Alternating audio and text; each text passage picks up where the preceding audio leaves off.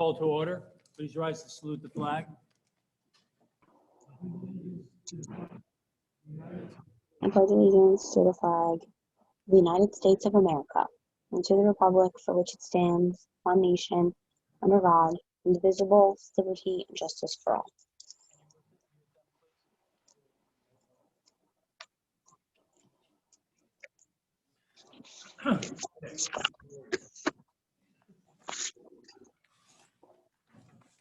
Council, I'm going to have the Open Public Meetings Act statement, please. Yes, sir, Mr. Chairman and ladies and gentlemen, in compliance with NJSA 10:4, the Open Public Meetings Act, and in accord with DCA guidelines in relation to the operation of virtual meetings, this regularly scheduled meeting of the Jackson Township Planning Board has been published and posted in all appropriate locations. Thank you. May I have a roll call, please? For Monday, January 25th, 2021, the Jackson Township Planning Board meeting, Mr. Dolan. Dr. Campbell. Here. Mr. Riker. Here. Mr. Justwicki. Here. Mr. Luisi.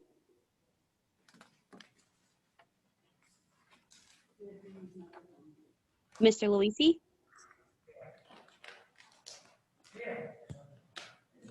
Ms. Brito. Here. Mr. Wall. Here.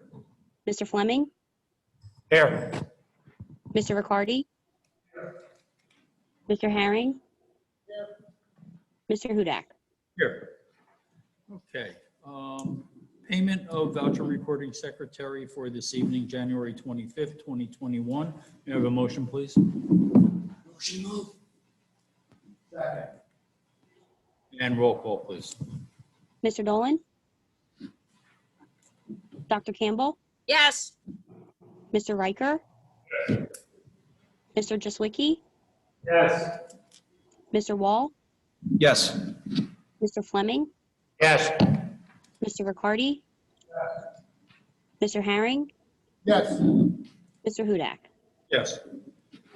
Has everyone had a chance to review the minutes from both our December 21st and January 11th meetings? Everybody Yes. All right. We're going to put these all together and then we're going to do a roll call. So for the approval of minutes of January 21st, different people. Okay, I got you. All right. All right. Approval of minutes of the December 21st, 2020 regular meeting. May I have a motion, please? So moved. Second. And all in favor? Aye. Okay, now we have approval of minutes of our January 11th regular meeting and approval of the minutes for the January 11th executive session. May I have a motion, please? So moved. Second. All in favor? Aye. Thank you. Engineering or planning matters. Gentlemen, do you have anything for this evening? Thank you. No, Mr. Chairman. Thank you. No, Mr. Chairman. Thank you. Legal matters. We have a number of resolutions. At this point, I will turn it over to Mr. Gertner. Thank you, Mr. Chairman. The first resolution, 2021-01, is a resolution memorializing the confirmation of the election of officers, professionals, selection of other personnel, the appointment of the board reporting secretary, the authorizing of official newspapers, and the setting of the meeting dates. May I have a motion, please? So moved. Roll call, please. Mr. Dolan. Dr. Campbell. Yes. Mr. Riker. Mr. Luisi. Mr. Wall. Yes. Mr. Fleming. Yes. Mr. Riccardi. Mr. Herring. Mr. Hudak. Yes. Thank you, Mr. Chairman. The second resolution, 2021-02, I will read out each lot and block, but it's the administrative approval, the courtesy review administrative approval for the school systems mounting of the rooftop solar systems on the Board of Education building, the Memorial High School, Switlick, Crawford and Johnson, Getz, McCullough, Rosenauer, and the Holman School. May I have a motion, please? So moved. And roll call, please. Mr. Dolan? Dr. Campbell? Yes. Mr. Riker? Mr. Luisi? Mr. Wall? Yes. Mr. Fleming? Yes. Mr. Riccardi? Mr. Herring? Mr. Hudak? Yes. Thank you, Mr. Chairman, members of the board. Third resolution is block 21401, lots 38, 39, and 40. Malakil Akamazeda. I hope I have not butchered that name too much. I apologize if I have. That's a resolution granting a minor subdivision time extension through June 30, 2021. The board will recall that the applicant, professional who happens to be here on another matter, agreed that if that resolution, if that plot's not filed by June 30, 2021, they would make a new application. Thank you. May I have a motion, please? So moved. And roll call. Mr. Dolan? Dr. Campbell? Yes. Mr. Riker? Mr. Luisi? Mr. Wall? Yes. Mr. Fleming? Yes. Mr. Riccardi? Mr. Herring? Mr. Hudak? Yes.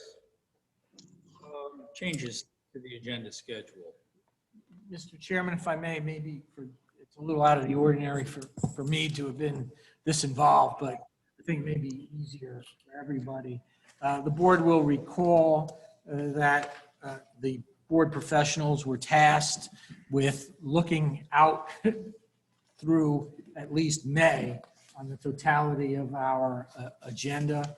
Again, I want to thank the board as volunteers, quite frankly, but for the public, whoever's on, they should be reminded that the board graciously has added additional days to meet in February, March, April, and May. It's still, to some extent, a work in progress. To be fair, the goal, first and foremost, I guess I remind the board, and again for the public, is there are 2 affordable housing applications before the board right now. Because they're existing court orders, they take precedence. There's an agreement to that with regard to the Jackson Park South application, that quote unquote, they get 1 full day and at least 2.5 hours of the second day. We also have to move and fit in the Jackson Woods application. I will tell you that and this is important as well, once that global piece was set, first I want to thank the board's professionals and the chairman for working with me to try to put this draft together. I also want to thank the applicants, quite frankly, who have been more than amenable by and large in terms of working through the dates and times. I can also tell the board members that the schedule, I'll articulate this as proposed, because the goal is, to some extent, as the chairman and I discussed, the goal is to have some nights where we can pretty assure you a simple regular evening, but there may be some evenings we're going to need you to hang in there till 11 o'clock or so. And we did our best to balance that out. We're also still working on potentially having more virtual opportunities depending on how that schedule works out. So let me just go through with that little preface, just Sure. the announcement for the public. So they'll be aware. First, for the matters on for this evening, the Lerma LLC, JB's Diner, block 3101, lot 19. That matter is going to be carried to the February 22nd, 2021 meeting. So for members of the public who are here related to that application, it will be carried to the February 22nd, 2021 meeting, notice will be required. The Block 8601, Lot 41, 28 North Cooksbridge Road, LLC. That matter is to be carried to the March 22nd, 2021 meeting. Again, notice will be required, and Mr. Alfieri is here. I appreciate, again, since you're here specifically, thank you for your cooperation. The third matter on for this evening is Block 13401, lots 2.02, 4.01, 15, 16, 24, and 26, the Aaron Mansour matter. That matter will be carried indefinitely. The reason it's being carried indefinitely, it is being transferred to the Zoning Board of Adjustment for an interpretation of a particular ordinance. So they'll have to notice for that meeting. It's an interpretation, and we can move forward from there. Just in terms of, and this will go out to the board as well, but just for the record, we'll put this in. Now just gonna gently go through some of the other meeting schedules. So the February 1st meeting is the continuation that's already been previously announced of the Jackson Park South application. That's block 10401 and 17802, lots 5.04 and 57.01. That is on for the February 1st, 2021 meeting.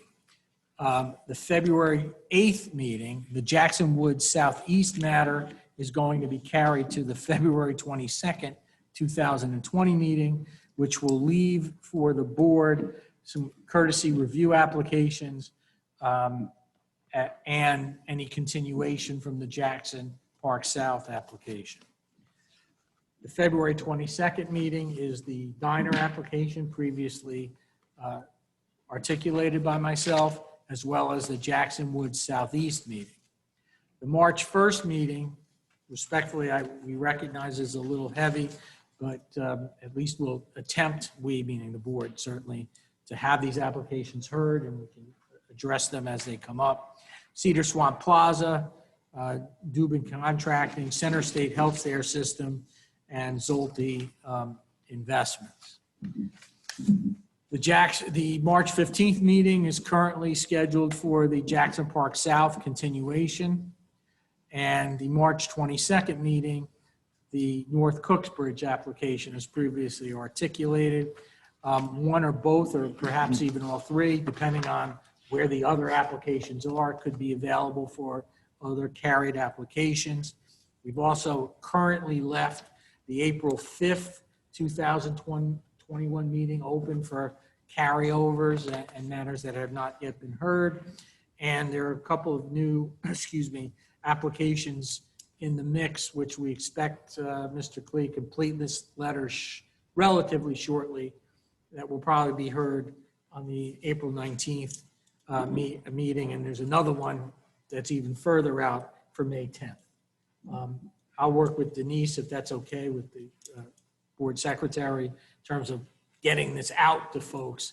But again, I really want to underline thank you to Doug, the balance of the professionals, and the chairman for working with us to try to get this scheduling together. Thank you. I'd also like to add a thank you to all the board members, because I know with the addition of all these additional meetings, your time and efforts are much appreciated. I really mean that. Can't hear me on the microphone? Okay, so with that, let's launch into our first application for this evening, and that's block 3601, lots 2, 3, 5, and 6, Macedonia Baptist Church. As usual, Mr. Klee, if you would lead off.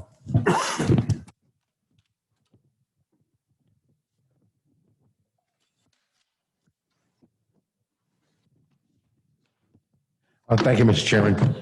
An application for conditional use and preliminary and final site plan associated with construction of a house of worship or a church. It involves 10,398 square feet of building area, which includes classrooms, offices, and a multi-purpose room. The project is compliant with all the zoning requirements of the R3, but we should have some testimony from the applicant regarding the conditional use standards, just to make sure that the board has jurisdiction, outline them, and the applicant should confirm compliance with those regulations. The site is impacted by a conservation overlay zone. The applicant has provided a letter of interpretation verifying the location of the on-site wetlands and associated buffer area. Based on the square footage that is proposed, an environmental impact statement is not required, although we should have some testimony from the applicant regarding any comments which have been received from the local environmental commission. The project will be serviced by on-site water and wastewater disposal systems. Some testimony from the applicant overall regard to site utilization and overall operations.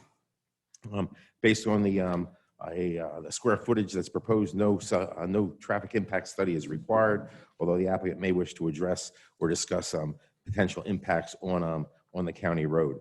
Based on the county road connection, Cassville Road, the application is subject to review and approval by the Ocean County Planning Board.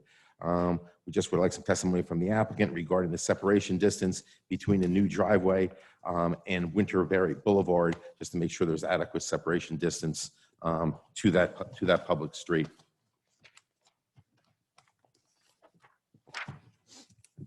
We should have some testimony from the applicant regarding EMS accessibility to the rear of the building. We note that the revised plans have been submitted, and it appears a gravel driveway has been provided to provide access to the rear of the building. Based on the square footage, a separate loading area is required, although none has been provided. So some testimony from the applicant regarding that design exception request. The application is compliant with respect to off-street parking. Based on 286 seats, 72 off-street spaces are required, and 79 have been provided. The application does call for some green banking of parking, so some testimony from the applicant regarding the triggers or when we can expect those green bank stalls to be provided. The application does not provide for complete curbs and sidewalks adjacent to Cassville Road, so some testimony from the applicant in relation to that design exception. Any waiver that might be granted should be conditioned upon payment into the Township's Pedestrian Safety Fund. The applicant should review the architectural drawings with the board and address any questions they might have. We reviewed the site landscaping and take no exception. The applicant should review the site landscaping as relates to buffering to any adjacent residential properties, as well as the stormwater management basin. The applicant should provide some testimony regarding adequacy of the solid waste storage facilities. A single 10-foot by 20-foot storage area is indicated, and we should have some testimony regarding compliance with the ordinance standards, specifically screening and landscaping. There's one ground sign that's proposed. There's no detailing provided, so it's difficult to assess compliance with ordinance standards. So some testimony from the applicant if any design exception relief will be required for that site signage. We've reviewed it, grading and drainage, and take no exceptions. We note that the on-site system will be owned and maintained by the property owner. And the applicant has provided revised plans, and we're currently reviewing them, but it appears most of our engineering concerns have been addressed. Thank you. Thank you. Mr. Peters. Thank you, Mr. Chairman. Try not to duplicate too many of Mr. Klee's comments. We have a report dated September 14th of this year. This is a conditional use application as well as a site plan application. Property is located in the R3 zone, where churches and places of worship are permitted as conditional uses, subject to the provisions of Chapter 244-115.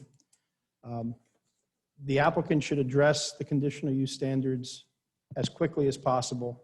If they don't meet the standards of the conditional use, they don't belong before the planning board, they belong before the zoning board. We've noted 2 items that require comment. They both have to do with the height of the building, and subsequently, based upon the height of the building, the setbacks that are required. So if they can't meet those requirements, the board simply doesn't have jurisdiction because they require D3 conditional use variance relief. which this board can't grant. On the architectural plans, it indicated there was a 300-seat sanctuary, but the seat count's 286. It indicated a building area of 10,398 square feet, but the operations narrative in the application indicate 13,114 square feet, and the site plan indicates 10,758 square feet. We should just get all that information right so that it can go in any affirmative resolution the board grants. With regards to signs, while Mr. Klee was correct that we don't have any details on there, there is a concern that ground-mounted signs are not permitted in the R3 zone. The applicant may require a variance for a ground-mounted sign in this zone. As it relates to the parking, there is design standards in the R3 zone that requires parking not to be within the front yard. So they may require a technical waiver. Again, they're not building an R3 zone type of use, but they may require waiver relief.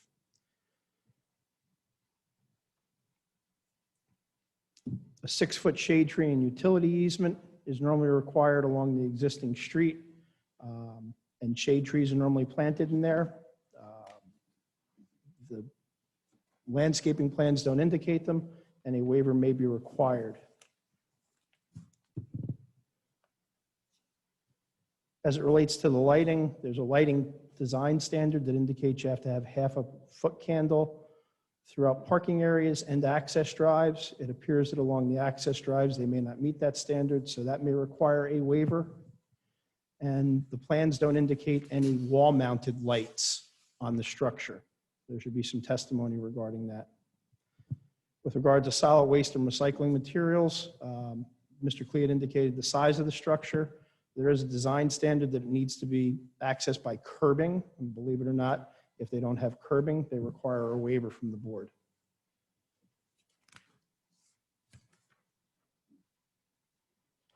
Last item I have is that this application is the totality of 4 lots. We would recommend the lots be consolidated as part of any approval the board may grant. Thank you. Thank you. We have a representative for this application here.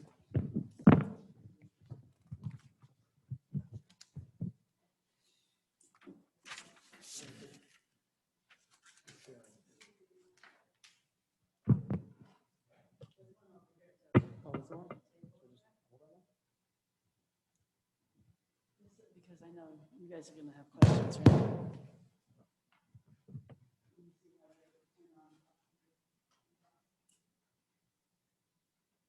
Hello.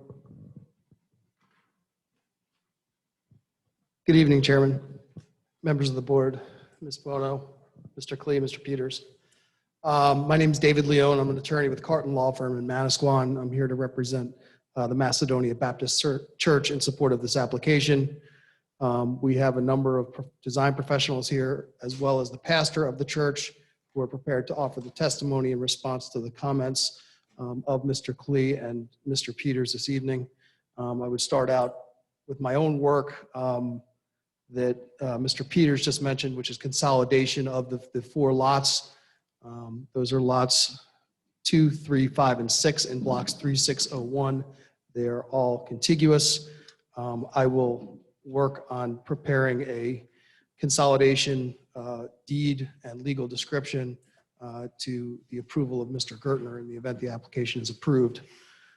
With respect to the comments of the design professionals, which have been succinctly summarized by Mr. Klee and Mr. Peters, I would defer to the expertise of the professional planner and engineer, Mr. Patrick Ward, who has addressed those comments in correspondence dated December 9th, 2020.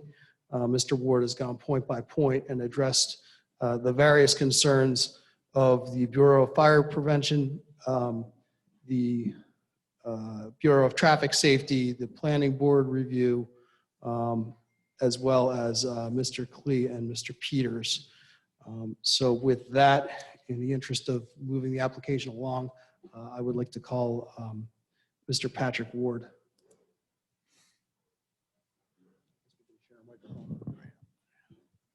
All Right, Mr. Ward, if you'd raise your right hand, do you solemnly swear or affirm that the testimony and information you're about to present to the board shall represent the truth, whole truth, and nothing but the truth? I do. All right, you have to, because our recording secretary is on the Zoom, you got to make sure to pass or share that. If you could kindly give us your full name, spell your last, your affiliation, and then the chairman will voir dire you slightly for your expertise. Okay, thank you. Patrick Ward, W-A-R-D, with Insight Engineering, I-N-S-I-T-E. We're based out of Wall Township. Your qualifications, sir? I have a Bachelor of Science in Civil Engineering from Drexel University, licensed engineer.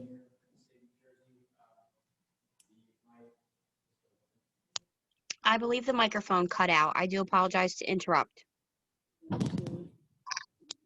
Hello. May I make a respectful suggestion, Denise? Can he use the hard mic while he's testifying as opposed to that one? Is that possible? Is that fine? It's the hard mic we know won't cut out. I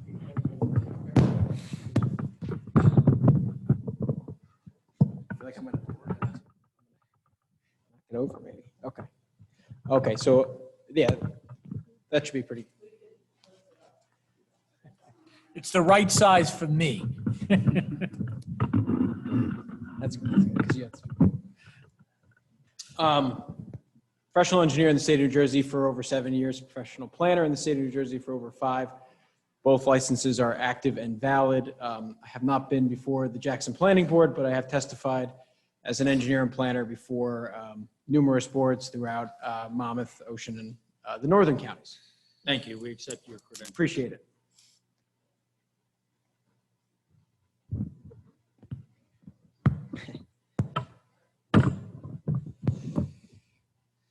Mr. Ward, did you prepare plans for this project? I did. They were previously submitted to the planning board for review by the consultants? Yes, sir. Okay. The plans that you prepared, in the preparation of them, did you make sure that they complied with the requirements for conditional use in the R3 zone pursuant to section 244-115? Yes. Okay. Did you prepare conditional use charts in response to the comments of Mr. Peters? Yes, we did. We added that to our site plan sheet. Okay. In your professional opinion as an engineer and a planner, are any variances required? No, what I'll do is just go through briefly the requirements of this conditional use and identify where we comply and hopefully address Mr. Peters' concerns. There's several lot geometry requirements for this conditional use. Minimum lot area of 2 acres, we have 17. Lot width and lot frontage are 200 each. We're in excess of both. Setbacks, setback to the public street is 100. We're over 1,000 feet. The minimum setback to the rear side, which Mr. Peters alluded to, can be tied with building height, but in our opinion, it's a 50-foot requirement. We provide over 69 feet. Maximum building coverage is 25%. We're at 1.5% due to the size of our lot. And then building height. Building height is a maximum of 50 feet as defined in the ordinance. Mr. Peters identified a concern with the, we'll call it the steeple or the tower on the building. And I'll show you the rendering that shows it, just so everyone's aware what we're talking about. This has the cross on it right at the front. So particularly in today's world, can we mark that? Just you're referring to it?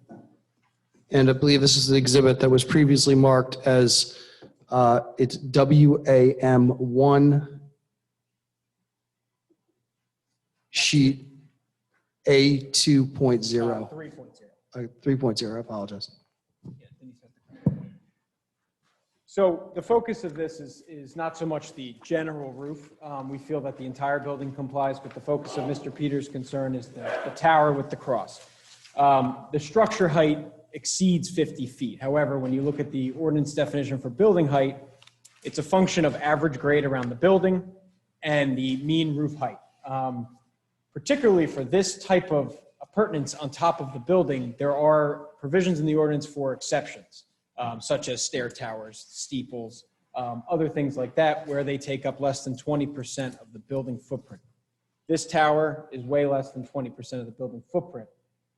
Looking at the average grade, and we put this in our conditional use compliance chart, we have an average grade elevation around the building of 166.5.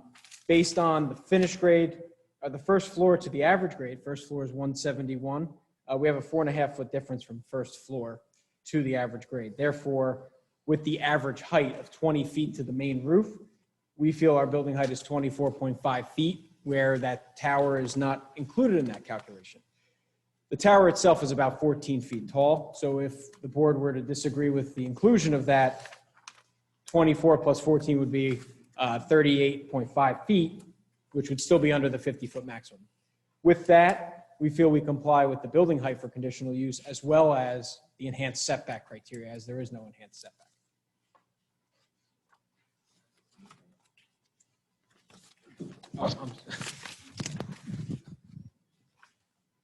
Mr. Ward, this is Ernie Peters.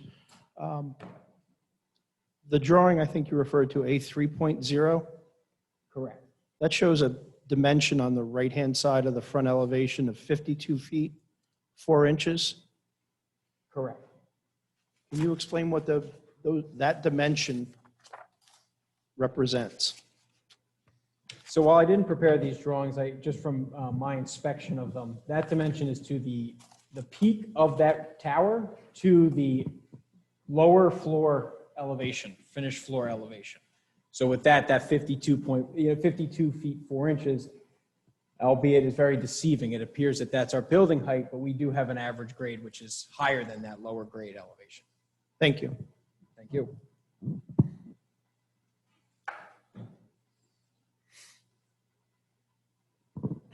Mr. Ward, did you receive comments from the Jackson Township Bureau of Fire Prevention? We did, and if you don't mind, I mean, a lot of them were based on, and I'll explain what we did to that to address those.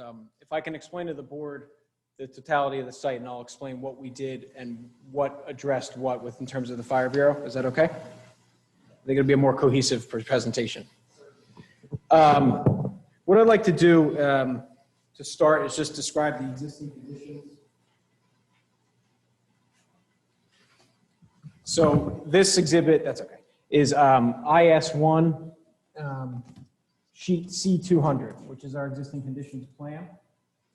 And just briefly, just to orient the board with why the site is the way it is and why the design is done the way it is. We have a 17-acre property with about 370 linear feet of frontage on Cassville. I'm slightly concerned and maybe overly concerned. Can we call, I understand your identifiers, but let's call what that title A 3.0 is, was A1, and you just identified what A2 will be, and let's keep it in the normal course a little bit so we can follow it. Or so I'm sure everyone else can follow it, but For the record. yeah, I think it'd be cleaner. Okay. Thank you. Right, so each sheet. So this will be A1. Thank you.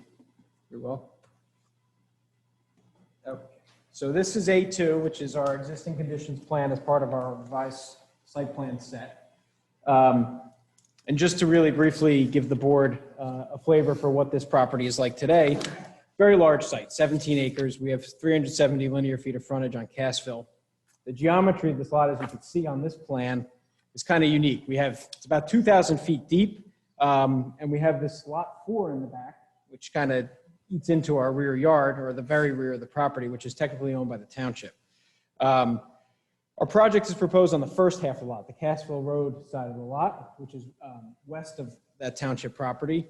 And the area of development is to the west of that property and really a high point. The high point of the property is just to the north of that township property. So we are on the west downside of the high side. And we're going to mimic those conditions in the proposed design. In terms of access,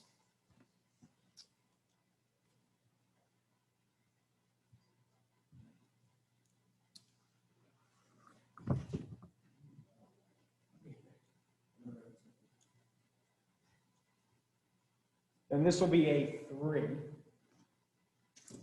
This is our sheet C301. And this shows the overall site layout on our plan. Just describe access and walk our way to the rear of the property.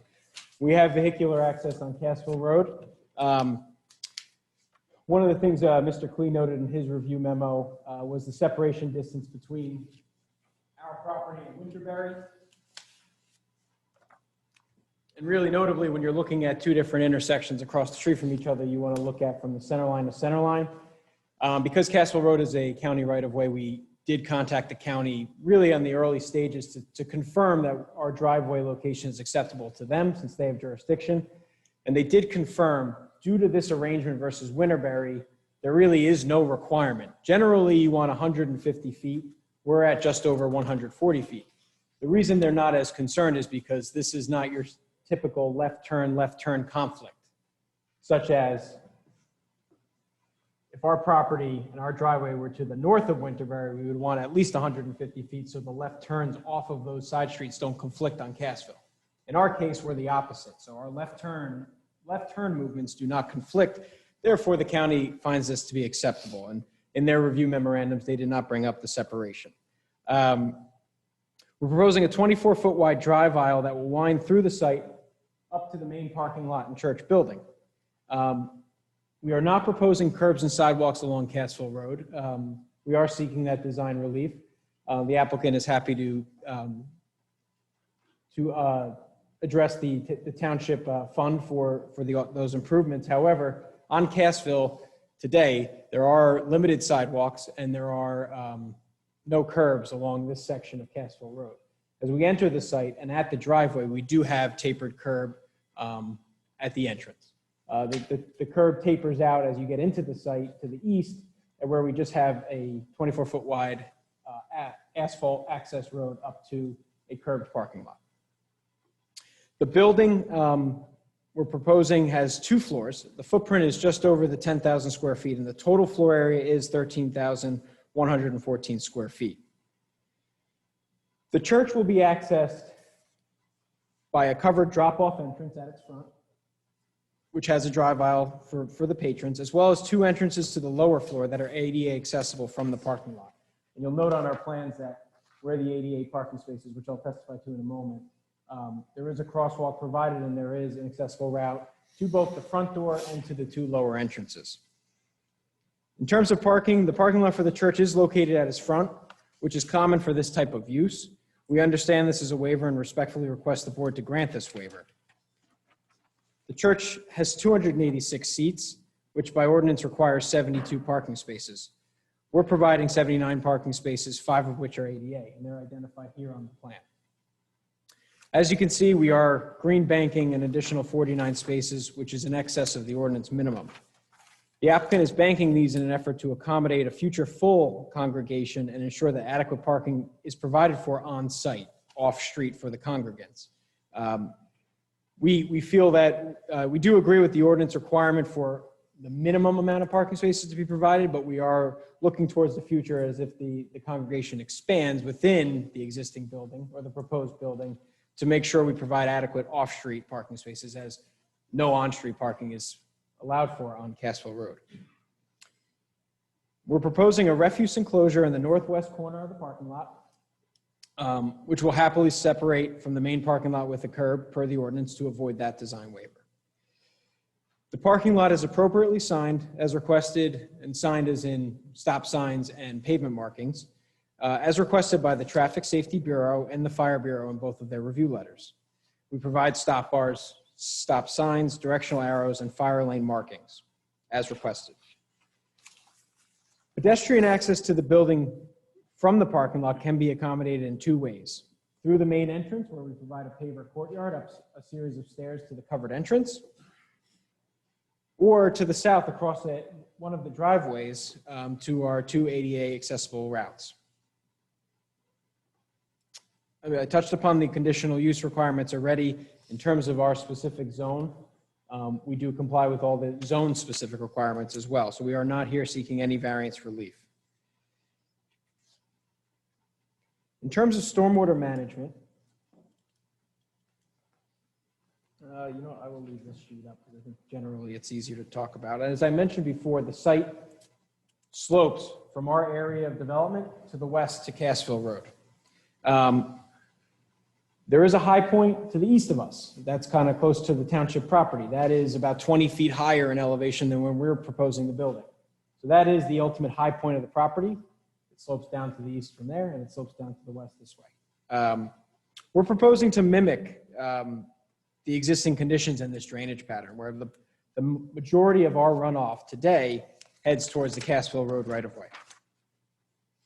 So the church building, the parking lot, and the driveway are designed to work within the existing topography of the site and convey runoff to the west to 2 surface infiltration basins located near the frontage. And for this, I'd like to mark into evidence 1, our color rendering prepared by our landscape architect, because I think this paints the clearest picture of the improvements. This will be A4. This is sheet 1 of 2, dated December 8th, 2020, prepared by Bryce Beck. So what you see here is he colorized the site plan.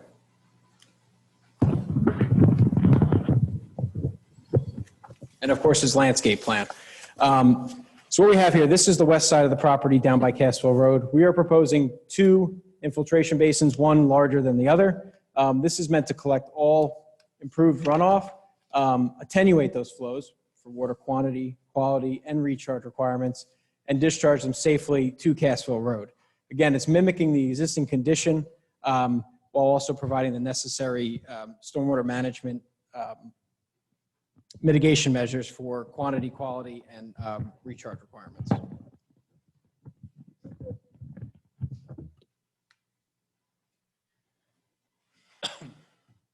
One of the big things I wanted to highlight with stormwater management, in Mr. Klee's review memo, he identified several comments with regards to stormwater management. And notably, they all focus on one thing in stormwater management and soils testing. As a result of those comments, the applicant has performed and provided additional soils investigation, testing, and groundwater mounding, which allowed for the redesign of the basin. And really with that, addressed several of those comments in one fell swoop. The basin itself will be fenced for security. One of the other items mentioned in his report was the extent of clearing for all improvements. The stormwater management design is based on the limit of clearing. When you convert woods to a grass area, for example, the runoff increases. So we have identified on our site plan set the proposed tree line, which is the limit of clearing, and that's what the project is designed for in terms of stormwater management. In terms of utilities, the building will be served by an on-site septic system, which is yet to be designed, but will be under the jurisdiction of the health department. That's located immediately to the south of the building, or proposed to be located to the south of the building. And I'm referring back to A3, which is our overall site sheet. We are also proposing on-site well water to be provided.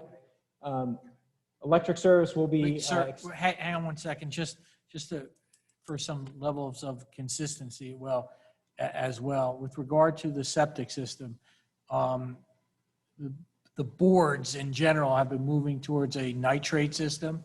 Do you have an idea if that will be part of this application or not? Would the applicant be acceptable to using a nitrate system? It's not my decision, but I understand the request. That has not been specifically discussed, Mr. Gertner. We will certainly take it under advisement and submit a supplemental submission with respect to that, if that's a requirement of the township. Well, it's not, to be fair, it's not a specific requirement. I can tell you that the zoning board specifically has been requiring that more often, even in non-Pinelands areas. Given the fact that you're also on a well, and I apologize, it may be a good idea. It helps with your expansion as well and maintains better water quality. So to the extent that you can do that, I'm sure the board would appreciate that.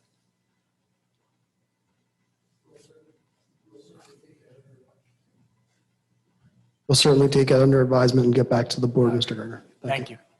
And just to back up just one moment about, you were testifying about the number of parking spaces. Did you say 79? Actually, by my count, it's 75. I misspoke. We're proposing 75. Okay, Sorry. that's, I may have said 9. thank you. In terms of utilities, other utilities, so we don't have available water at the frontage.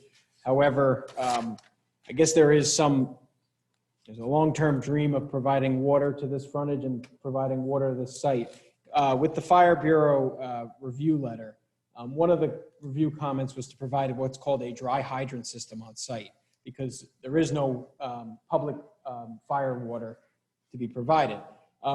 We have revised the plans to address that concern. That is provided on site now. And I guess the intent there is if any fire apparatus can hook up to that system, or in the future, the system's in place to be connected to a water connection in Cassville Road. In terms of lighting, we are proposing to light the driveway. And I'm going to pull out our lighting plan. So it's a little clearer.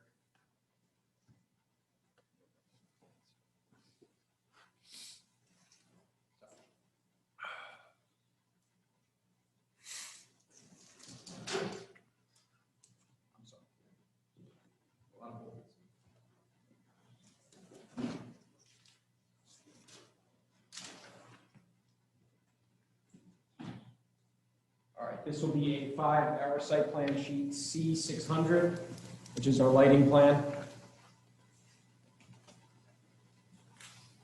So the reason I want to draw the board's attention to this is it shows our foot candle rings, which tie directly into the ordinance requirements. So the perimeter rings, for instance, of the light poles around the driveway are half a foot candle.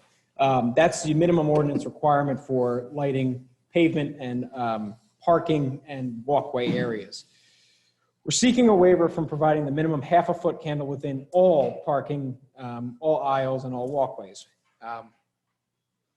We meet the intent of this ordinance. That's our opinion. The parking lot is lit to this standard. As you can see, all the parking lot is lit to that half a foot candle standard.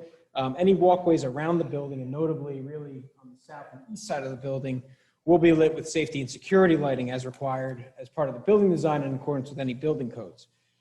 The main driveway itself contains, it's very long, 800 feet.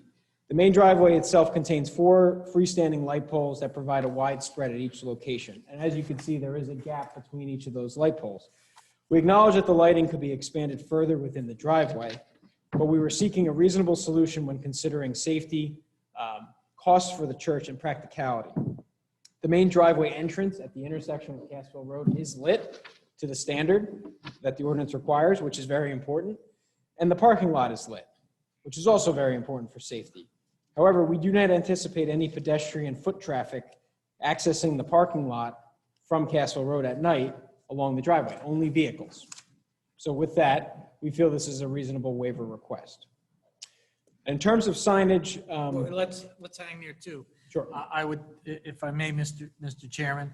So I presume as well that it's your opinion that that drive aisle with the waiver is safe, correct? yes, And because there will be no spillage onto the neighbors' properties? no spillage. And in fact, the waiver that you're asking helps ensure that there's less spillage and less lighting onto the neighbors. Yes, and So we it think makes you a better neighbor, does it not? the goal here is to minimize those impacts, knowing our neighbors to the north and south. And we feel this is more appropriate for a church use. This isn't a commercial facility that'll be open late hours of the night or even very early hours of the morning. And again, the type of traffic to be experienced in that driveway is vehicular. We're not expecting anyone to walk the 800 feet from Cassville Road to the building. In terms of signage, the applicant, and I did note Mr. Peters' comment about whether this zone allows for a ground sign. The applicant is proposing a ground sign and which it wishes to propose one at the entrance. While a detail has not been provided by the applicant, we will testify that the sign will comply with the required setback and height requirements for ground-mounted signs. I guess I would stipulate further that we do not disagree with where ground signs can be located. The ordinance is pretty clear. It says there's certain types of uses within certain zones. this zone, while this use fits into that, the residential zones are not acknowledged explicitly in the ordinance to allow ground signs. But we are willing to comply with all the necessary bulk requirements of a ground sign. And that would include at least my direct, unless you have any other questions, Mr. Leon. You testified earlier that, or actually, I think Mr. Peters addressed the issue of emergency vehicles and being able to access the building. Is that correct? Yes, one of the big comments about emergency vehicles, especially from the Fire Bureau, was to the rear. And what we did in coordination with the Fire Bureau, they stipulated where practical, provide that stabilized access path. So to the north side of the building, you see this hatched area. That is a stabilized access drive for emergency vehicles. It required a little more tree clearing, but we feel that the safety outweighs any detriment from tree clearing. Did you perform any analysis of whether the driveway would accommodate deliveries from trucks? We did. We have two turning movement plans that were submitted as part of our site plan package.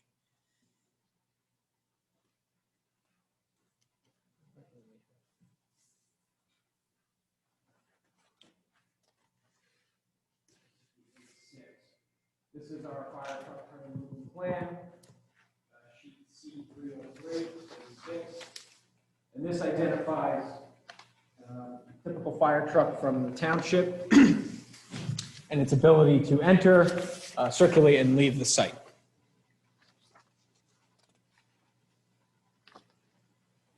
Do you have any opinion, have you offered any opinion of where deliveries could be accomplished from trucks? Oh, yes, that was something that was mentioned by the professionals. So we are seeking a waiver for not providing the one required loading space. This type of use, while we may have a delivery from time to time, there is no scheduled deliveries that will take place. If anything, the deliveries will happen, we'll say off hours from when the congregants are not attending a church service or the building is not fully occupied. Therefore, we feel that's a reasonable request for that design waiver. Mr. Ward, I think those are all the questions I have for you. Thank you. I did not hear any testimony with regards to trash bins or where trash is going to be kept and pickup. I will show you, Mr. Chair. Make sure I get the right plan up.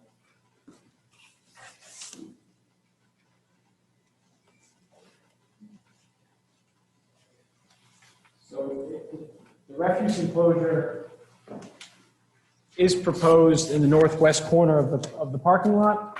It's a 10 by 20 refuse enclosure meant for waste and recyclables. Is this a new one? Oh, yeah, sorry. This will be our overall plan, sheet C300, A7. Thank you. Northwest corner is the proposed trash enclosure.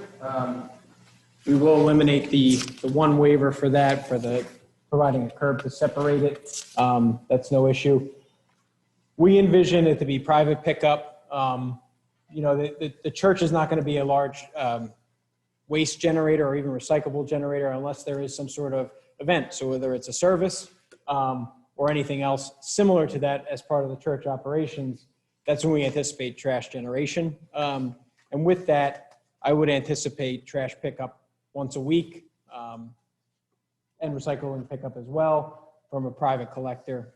And we have within our site plan set, and I'm not sure if I have it clipped to my board, we did run a single unit 30 truck through the property to the refuse enclosure to make sure that all our curb radii were appropriate.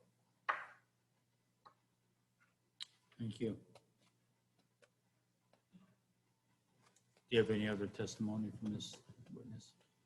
Mr. Chairman, Mr. Ward, I'm not sure if this is yours or not, but are there any building-mounted signs that are being proposed?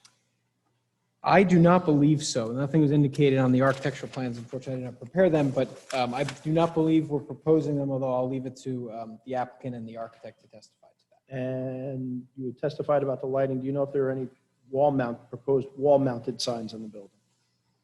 Wall-mounted signs or wall-mounted lights? Wall-mounted lights, I'm sorry. No problem. At this time, no site lighting that is wall mounted in terms of lighting, the parking lot or any driveway areas. However, we will agree to provide any additional building mounted lighting for the walkway on the south and the east side of the building, because there's building entrances there. Thank you.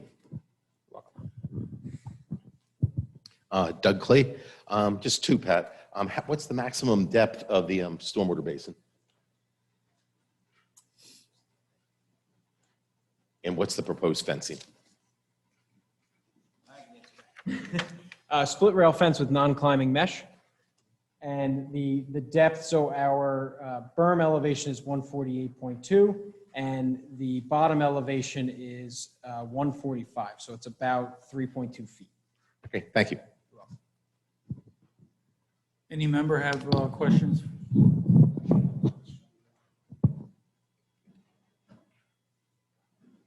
The ongoing maintenance of stormwater basins, will that be the responsibility of the applicant, or is that going to be put into the township?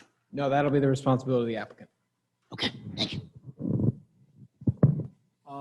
The lower level, it's really not marked what the purpose of that area will be. I see you have classrooms, but that large portion. What I'd like to do is defer that to our other witnesses. It's to be more or less with the operations of the church and then the building designer. Okay. Yes, Chairman, I have three other witnesses who I'd propose to call, who would testify as to the use and the purposes for that lower level. Okay, does anyone have any other questions for this witness? Yes, Mr. Wright. Mr. Riker, I apologize. You have to use a mic. Mr. Ward, I don't know if it's in your bailiwick. You had mentioned that there's a canopy. Is that canopy crosses over the drive? Yes, there's a covered Okay. drop-off area. Would you know the elevation for clear height on that off the top? I thought we met, I'll leave that to the building designer. I thought we had Okay, looked into that. if it's not in your corner, I understand, but thank you. No problem. Thank you.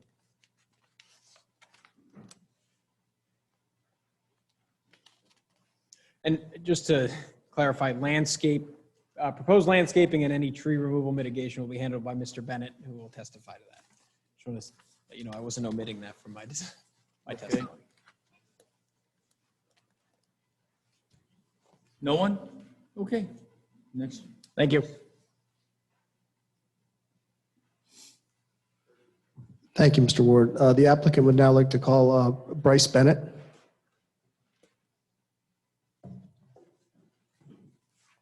All right, sir, if you'd raise your right hand. Do you solemnly swear or affirm that the testimony and information you're about to present to the board shall represent the truth, whole truth, and nothing but the truth? I do. Can you kindly give us your full name, spell your last, and your affiliation, please, and then the chairman will voir dire you regarding your qualifications. My name is Bryce Bennett. I'm a licensed landscape architect in New Jersey. My address is 119 France Street, Toms River, New Jersey. I am a licensed landscape architect or certified since 1985, and I attended and received a degree in landscape architecture, Bachelor of Science from Rutgers University, then Cook College, its Ag Division. Full member of the New Jersey chapter of the American Society of Landscape Architects. I believe I've testified before this board before, and dozens of other venues, similar venues in the state. I'm certified by New Jersey Superior Courts as an expert in landscape architecture. Thank you. We accept your credentials. Thank you very much.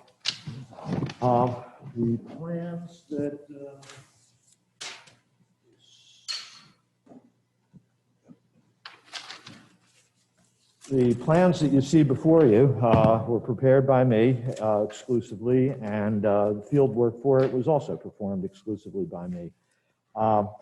These plans include both the tree preservation elements and landscape planting plans. The site consists of mixed hardwood and evergreen trees right now. In general, it is moderately to densely wooded and has a well-developed shrub layer in most places. The trees that I found out there, red maples, various oaks, sweet gum, black walnut, black cherry, black gum, Norway maple, and in the evergreen category, there's a pretty good wealth of trees out there. Eastern white pine seems to be the predominant pine. Pitch pine and Virginia pine, which are Pine Barrens natives, are found there.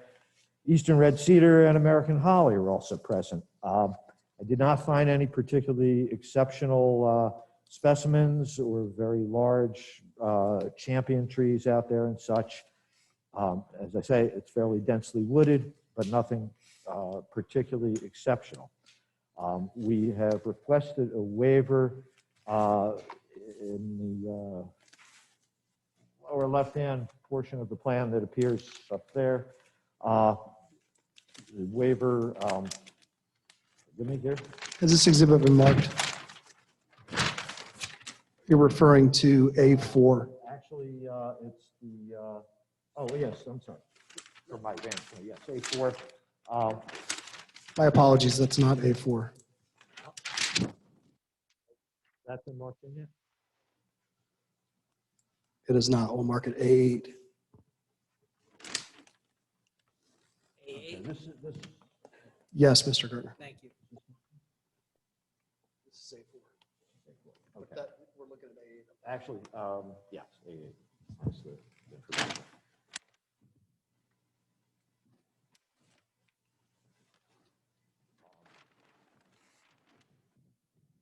To get back to it. Sorry. On the plan, ghosted in, you will see hundreds of little circles that represent what a reforestation would be if we went with a direct one-on-one application of the code as it stands. What we're seeking is a classification of the site to similarly classify it like commercial and industrial applications, which bear greater similarity to this development than residential development would, and that would be per 405-9D. And we also, the purpose of showing all these little circles on the plan is to show how incredibly, I would say, onerous it would be to plant that number of trees, which are exceed 750. What we have done is to plant 88 trees throughout the site, propose 88 trees and over 160 shrubs, and would be paying the township for its reforestation fee in lieu of that. The landscape plan itself shows that with the curveless design of the driveway, the grades are kept tight, and this benefits in terms of the limited amount of clearing that we have to perform and preservation of trees, and also the drainage benefits that have been described before. So the design, I'll switch back to this.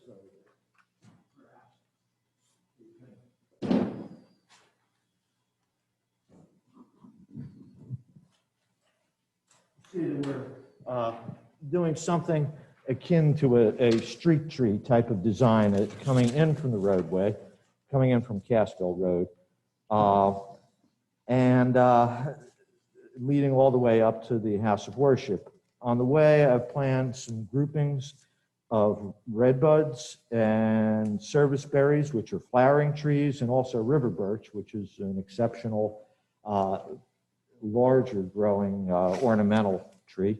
There's also sweet gum and a deciduous conifer proceeding further toward the church. And this deciduous conifer is the bald cypress. It is a conifer like most evergreens are, and it looks like an evergreen, but it drops its leaves in the fall. And then in the spring, the leaves reemerge, and I find that this particular tree is very symbolic of resurrection, and I've used it at other houses of worship for that purpose. so that the folks coming to the church would go through a sequence of these various sites. The parking area, I'm using hedges of inkberry holly and St. John's wort, which is a yellow flowering shrub.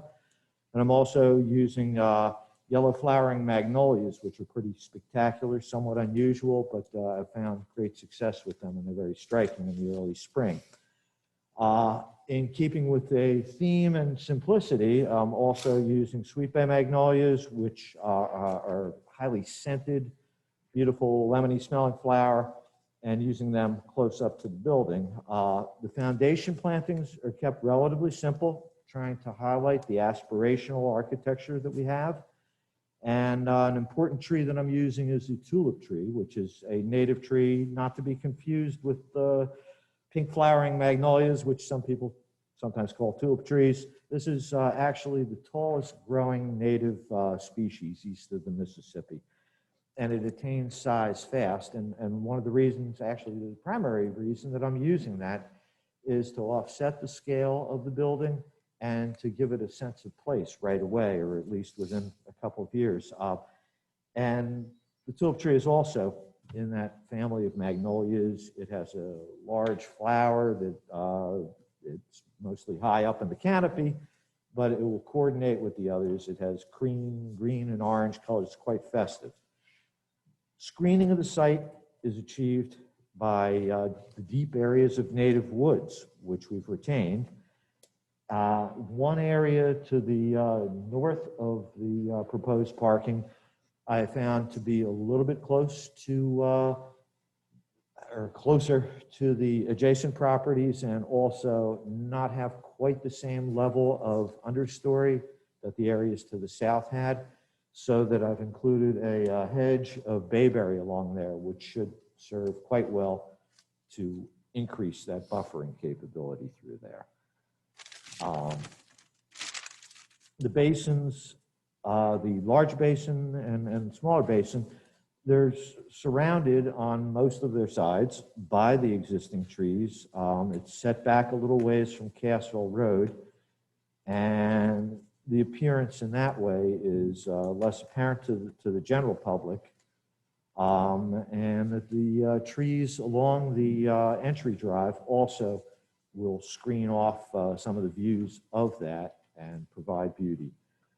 The plan that I've proposed here is one which offers sort of gracious hello when you come in from Route 571, brings visitors through this sequence of highlight trees, and then brings folks to the door of the parking in a way that positively will bring beauty to them with sight and a lot of wonderfully scented flowers.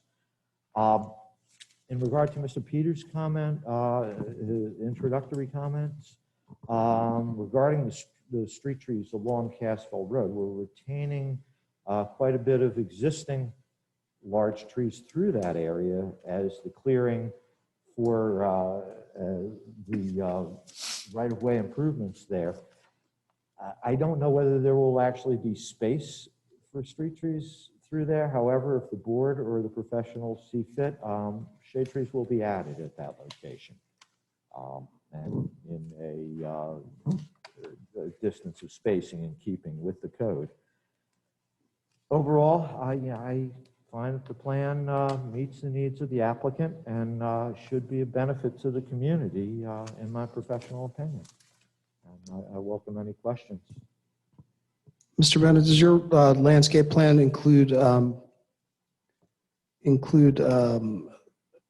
islands in the parking lot, landscape islands in the parking lot? Yes. Referring to A8?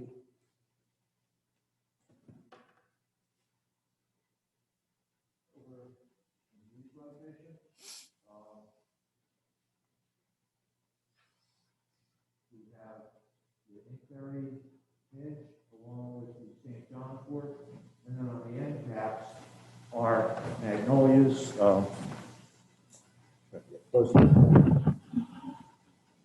there are the magnolias, and then in the lower islands here I have serviceberry as the primary tree, and then there are some other shrubs used there. I did want to keep distance so that lighting would not be negatively affected.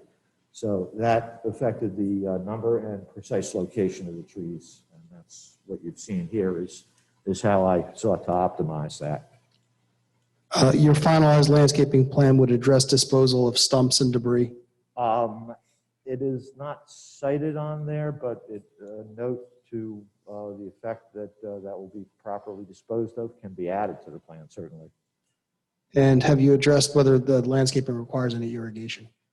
You know, this plan was drawn quite a while ago, and I would refer to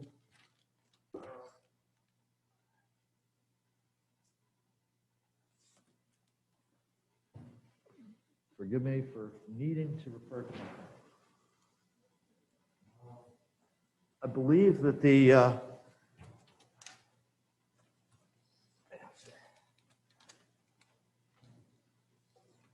all the plants that I've chosen for this site are plants which, many of which actually grow on site without irrigation, and the rest of them are drought resistant to the extent necessary. We will provide water to establish the plants, and I've included a polymer gel in my planting specification and detail. And what that does, it's a naturally derived product made from cellulose, made from wood. And it looks like a little sort of clearish crystal. And when water is added to it, it turns into a blob of jelly. These little blobs of jelly sit in the planting pit. Once it rains, they puff up with the water. The plant can uptake the water, and these crystals then revert back to their crystalline form. I believe and have found in the last few years that by using this ensures much better growth of plants during that period of establishment, after which I believe that the plantings will be quite sufficient with the water that nature provides. Mr. Bennett, those are all the questions I have for you. Members of the board, do you have any questions for Mr. Bennett? No? I just have one, and that is along the driveway. You have, seems to be tree lined, and is there any chance of those trees impeding emergency vehicles coming down the driveway? Their branches? I don't perceive that because you're asking me extemporaneously, I'd say probably not, because these are trees that are within a forest, and those trees typically have a high canopy with a narrow breadth to it. If we find that there are trees at the limit of clearing, and I will add a note to that effect, that we can do pruning of any trees that will interfere with the proper flow of traffic. Okay. No one else? Okay, thank you, sir. Thank you. Thank you, Mr. Bennett. At this time, the applicant would like to call Walter Miller.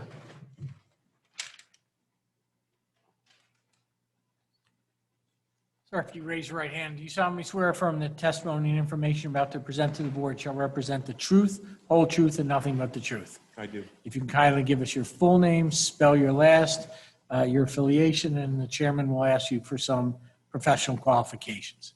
All right, my name is Walter Miller, M-I-L-L-E-R, and I'm a general contractor and work closely with the church.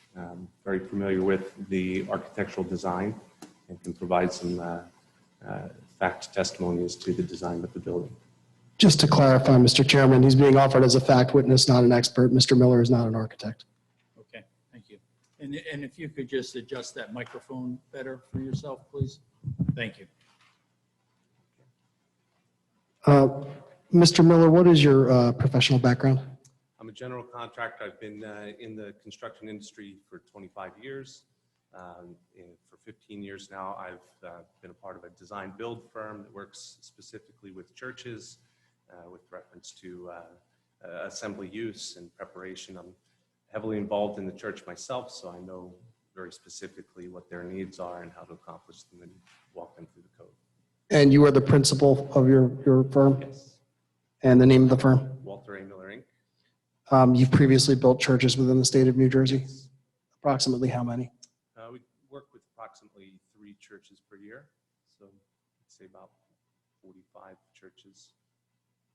Okay, and you've told the board that you understand the purposes of the church and their specific needs through your experience in working with churches. Yes. Can you explain to the board the size of this building and what purposes it's going to be used? Right, so there was, I think, some discrepancy with question to the square footage. I believe. I do apologize to interrupt, but Mr. Miller, if you could just speak up a bit, I'm having a hard time hearing you. I'm sorry, is that better? Yes, thank you so much. All right, so I believe on your narrative, there was a calculation of total building coverage, which was 10,398. That was 9,003 square foot improved footprint, building footprint with the 1,395 square foot portico, totaling that. But the total improvement on the building is 13,114, which includes the lower level improvement of 4,111 square feet, which is primarily for use as Sunday school classes and will also be used for daycare ministry during the week. And is that something that in your experience of building churches, that's facilities that are typically used in houses of worship such as this? Okay. Can you describe the type of construction of this building? So it meets the requirements under the building code for 5B construction, although there are some parts that will be taken into consideration for which is required to be 5A fire rated. I believe there was a question with regards to the total height that was shown on one of the plans. The reason for that was to show us the total maximum height for the building codes with regard to the fire rating and requirements. In terms of the grading and the actual height of the roof, you're familiar with that, having viewed the architectural plans? Yes. And are you in agreement with the testimony offered previously by Mr. Ward with respect to the average roof height relative to the average grade? Yes. Okay. So you've described in the lower level, there are 5 classrooms that will be used for Sunday school, daycare. What's on the upper floor? So the upper floor consists of a multi-purpose room, a sanctuary, and bathrooms for your area.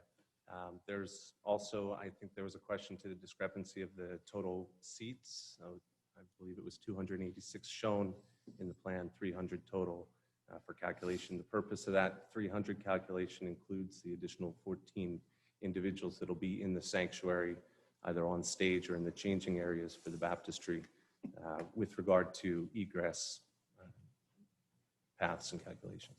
Okay, thank you. And given your prior experience in constructing churches, you are generally aware of the building standards and codes that apply to houses of worship? Yes. In terms of exterior lighting mounted on the walls, which was asked about by Mr. Peters earlier, are you aware of whether there's any exterior lighting envisioned for the exterior of the building? There will be over each door. It's required to have for the egress exit pathways. It's required to be lit, and then also there will be minimal security lighting just around the perimeter, but to the degree that it would not really provide any obstruction to any neighboring properties. And that lighting would comply with any and all applicable safety codes. Absolutely. And building codes. Yes. Okay. Thank you, Mr. Miller. Those are all the questions I have for you at the moment. I'm sure the board has some questions for you. Anyone? Marty? I have 2. The fire official signed off on 1 egress out of the church itself? Actually, I believe there are multiple egresses that are going to be shown at this point.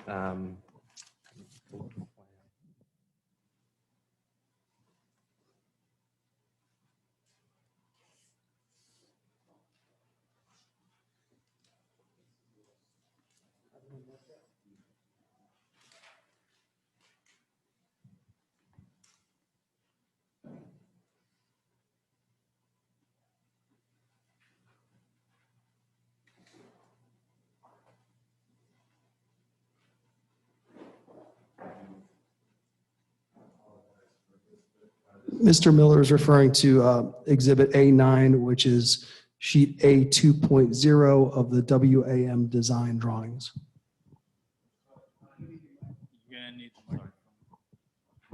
All right, so at the time that these were prepared for the conceptual planning, the intention would be for an additional egress off the side, but the final elevations weren't completely established, so the window locations would be, that are shown, one would become an egress exit off to the side with the appropriate landings, walks, and handrails. And my second question is, you stated that you're going to have daycare during the week, and I see no outdoor recreation at all. I do believe that that would be addressed on the site plan, but I think the pastor can give some more testimony as to the use of the daycare facility. Anyone else? Are you Yes. showing me a site plan?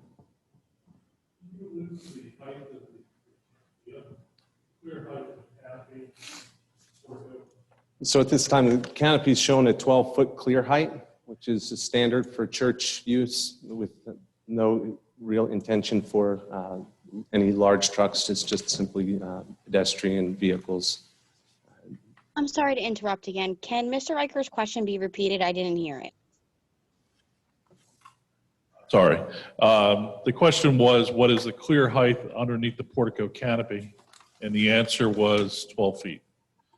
Question to Marty Fleming. The portico clearance is 12 feet. Is that good enough for the quint? Okay, thank you.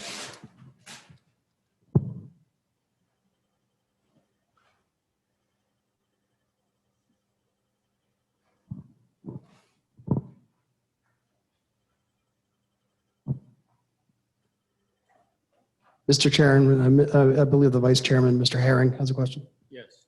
Yeah, this is Len Herring. I guess piggybacking on Marty's, Councilman Marty's question, at the end of the multi-purpose room, is there going to be any kind of an egress out of there also?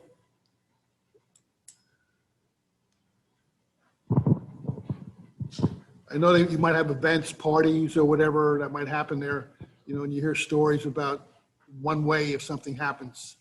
So the multi-purpose room does meet the requirements of a single exit based upon the diagonal distance of the room.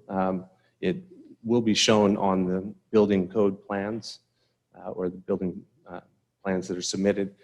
If for any reason they feel that it would be necessary to add an additional one, there definitely is the potential across the front where the grading is closer to that grade, that level of floor.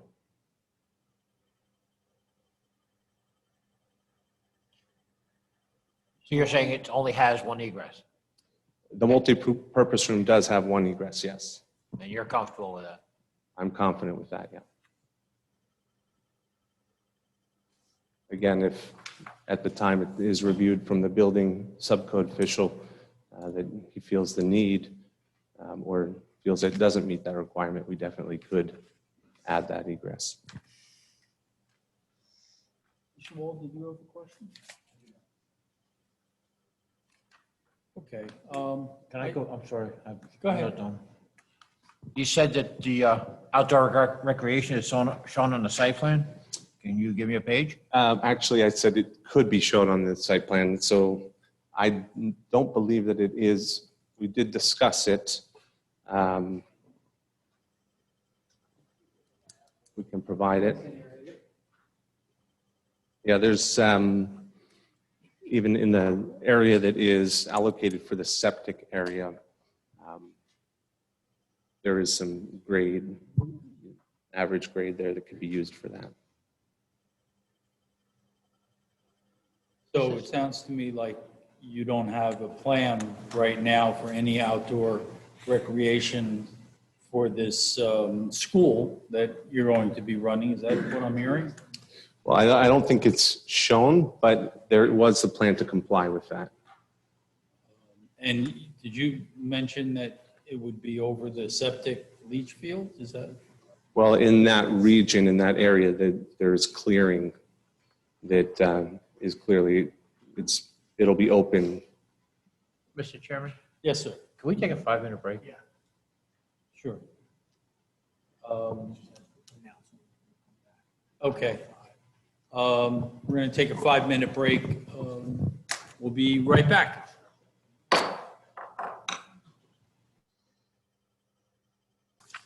Gentlemen? Mr. Leone, we are back in session. Thank you, Mr. Chairman. At this time, I would call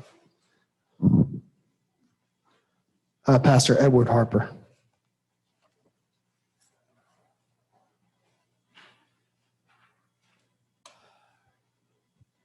Hello, sir. Hi. Hello. How are you? And fine, thank you. And Pat- thanks for allowing us to be here this time. All right. Really appreciate it. So Pat, and I appreciate it too, Pastor, and this is not really, given our circumstances, really, it should be the other way, but I have to do this. If you'd raise your right hand. Do you solemnly swear or affirm that the testimony information you're about to give will be the truth, whole truth, and nothing but the truth? I do. Thank you, Pastor. Thank you for your understanding. Thank you. Pastor, what is your role with the Macedonia Baptist Church? I'm the senior pastor of Macedonia Baptist Church. For how long have you been senior pastor of the church? It will be 21 years as of March of this year. How many parishioners do you have in the Macedonia Baptist Church? It's a little over 100. Okay. Can you please tell the board what planned activities you have for the church? Planned activities for the church at 8 o'clock to 9 o'clock every Sunday. There will be one service. Another service will be from 11 o'clock to 12 o'clock.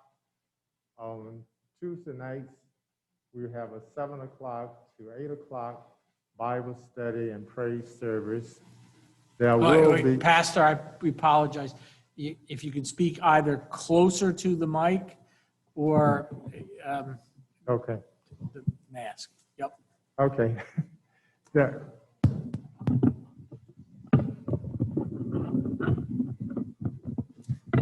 Our recording secretary is having difficulty. Okay. That will be two services. The first service on Sunday will be from 8 a.m. to 9 a.m. The second service will be from 11 a.m. to 12 p.m. We will have one weekday service, which will be on Tuesdays from 7 p.m. to 8 p.m. There will be auxiliary meetings. We have approximately 10 different auxiliaries that meet once per month. In addition to that, we will have, say, New Year's Eve. We have a New Year's Eve service from 10 p.m. to 12 midnight on the 31st, naturally, of every year. Now, when Christmas comes, the Sunday on the calendar, it'll be Christmas, we will have a service then from 7 o'clock to 8 p.m. There will be a missionary food pantry for those who need food, and that would take place from 9 a.m. to 1 p.m. 2 mornings per week. That's pretty much it. Pastor, could you, do you have a line of questions that you want to ask? I'll defer to you, to your chairman. Now, I see there's classrooms in the basement area of this facility. Right. What are your plans for those? Well, we do have Sunday school, which would be prior to the worship service. So those classrooms will be for that. Classrooms also be used for those auxiliaries that I mentioned, who will be meeting once per month. And we did talk about a daycare too. If there is a daycare, they would meet in those classrooms also. Okay. And the multipurpose room, I assume you will be renting this out for events? Not necessarily. What was happening when we were in Lakewood, the only time we would rent that service out if there's a funeral and a smaller church could not have a repast at their church, we would let them have a repast at our church. But that would not be a regular type thing. You do have a kitchen in the plans, Pastor, Oh, yes, yes. but you're not envisioning this being a catering hall. No, no, no way. Okay. It's going to be for use of the congregants and Exactly. for the occasional repast that you Yes. just mentioned. Yes. Mr. Chair, may I follow up? Just, Pastor, you talked about a daycare. Is the daycare related to children, instead of them running around the sanctuary, somebody's watching them? Or is it a daycare, is it a separate daycare use? If we have a daycare, it would be very similar to what we had when we was in Lakewood. But you don't have one now, correct? No, we don't have one now because we sold all the properties in Lakewood, and we are now just having services by Zoom and conference call. This is really a point for your attorney and the planner, so you understand why the board is interested in this. So a daycare by itself is a separate conditional use and requires separate standards. So this definitional issue is important. Either you're going to have a separate daycare, or at least at this point, you're going to be presenting to the board that you use the term daycare, my words, in a more broad context. And it's really, like as I indicated, watching the kids or something like that. So I think that's one of the reasons, if I may, Mr. Chairman, while during the adjournment, the attorney and I discussed the matter that the applicant's going to kind of come back and kind of tighten some of these issues up. I hope I didn't steal your thunder, but trying to also move this along a little bit. Thank you, Mr. Gardner. We were aware of the separate standards for the conditional use of the daycare.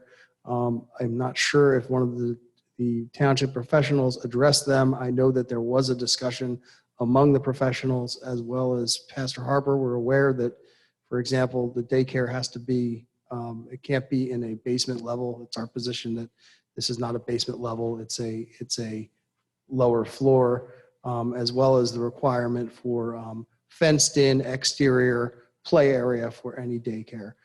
We were possibly prepared to address that, but I think it'd probably be more prudent if we clean that up and if we could request an adjournment to specifically address all of those issues for the conditional use.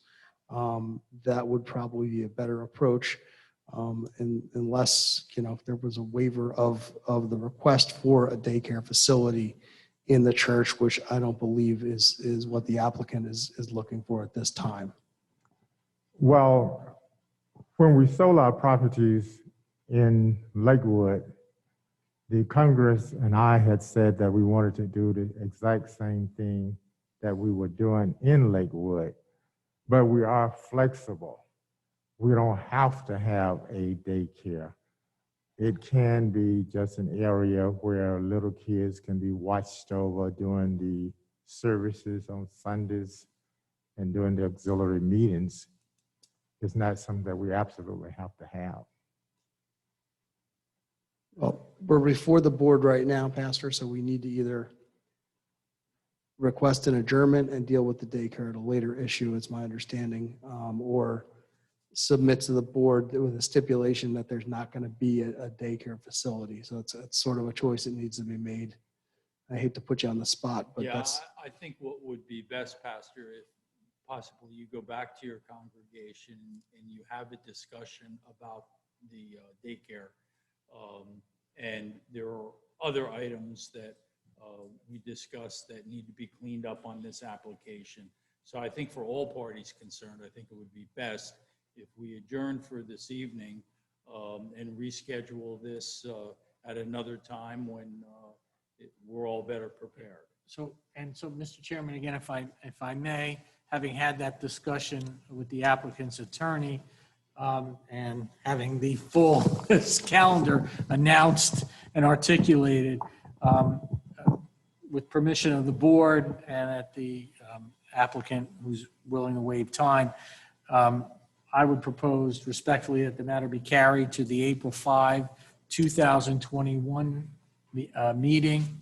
As we are announcing this here under current DCA guidelines, I'm announcing that the applicant need not, as a matter of prudence, they can, but they need not renotice, as any member of the public who would ultimately like to comment or has concerns regarding this application would be directed to the municipal website and postings for information as to how to participate virtually. Good. Is that amiable? If I can, Mr. Chairman, if I could have one moment with my client.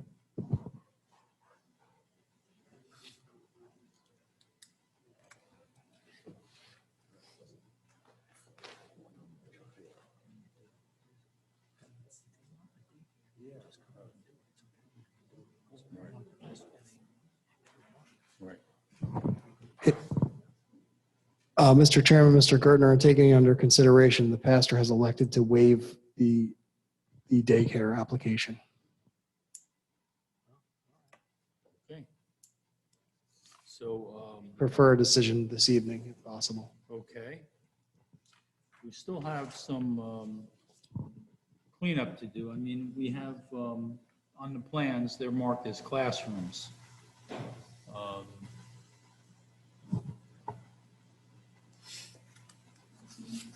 Are you asking what we will use the classrooms for? I'm sorry? Are you asking what will we use the classrooms for? Well, that would be in your statement of operations, yes. Okay. Well, being that I believe in education, having a degree of higher education, doctorate from Columbia University, I believe in intelligence, I believe in classes, because I believe as long as a person lives, they need to be educated. So we will have a lot of different kinds of seminars going on all the time. So that's why we need classrooms, because education is necessary at all times. Okay. Everybody okay with that? Yeah. All right. We still have a number of other items that need to be cleaned up. Mr. Leone? Well, the daycare was addressed in my operations narrative, and based upon the statements of the pastor, it's my understanding that the applicant is withdrawing that aspect of the application in order to facilitate a decision this evening. Can you enlighten me as to what else needs to be cleaned up from your perspective, Mr. Chairman? Mr. Chairman, if I may, I know you have to address the sign. Oh, in terms of the sign, thank you very much, Mr. Gertner. In terms of the sign, it's come to our attention that a ground sign is not permitted within the R3 zone where the property is located. Would you be willing to waive a ground sign and not have that as part of this application, rather to use a permitted type of sign that's not the ground sign that was envisioned out by Cassville Road? I'm willing for it to be any kind of sign that the board would designate. But you know that in order for people to know that it is a church, there has to be something out there indicating that it's a church. But whatever the board would say that we should have, that's what we're willing to comply with. Well, my suggestion through the chair, and I would defer this to some extent to Mr. Peters and or Mr. Klee. So in general, the sign, what I'll refer to, and they'll correct me if I'm wrong, as the directional sign, the sign or the locational sign, Mr. Peters is about to save me, is not a permitted in the R3 zone. So the board could defer to resolution compliance, a type of sign that would be permitted in the zone or on the building. I presume that's one of the reasons why Mr. Peters was asking that. But if the type of sign that the pastor is referring to requires a variance, which means. Mr. Chairman? Ernie Peters. The applicants indicated they're not requesting relief for a ground sign. Hold on one second, Mr. Peters. Gentlemen, we're recording this. We have people on Zoom. Thank you. Go ahead, Ernie. The applicant has indicated that they're not requesting a variance for a ground sign. So since they're not requesting one, they can't have one. They come back during resolution compliance, or when they go for a permit, they'll have to find a sign that is acceptable to the zoning officer in accordance with the ordinance. If they don't, they can feel free to come back here and ask for a variance. So if they've eliminated that, there's no need to discuss the variance any longer. Okay. All right, Mr. Luisi, you had a.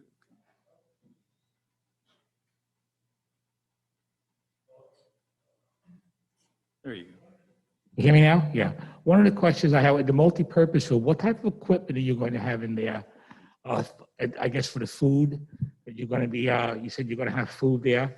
So what type of equipment are you going to have in that room? Is it going to be a refrigerator, a stove, a stove top?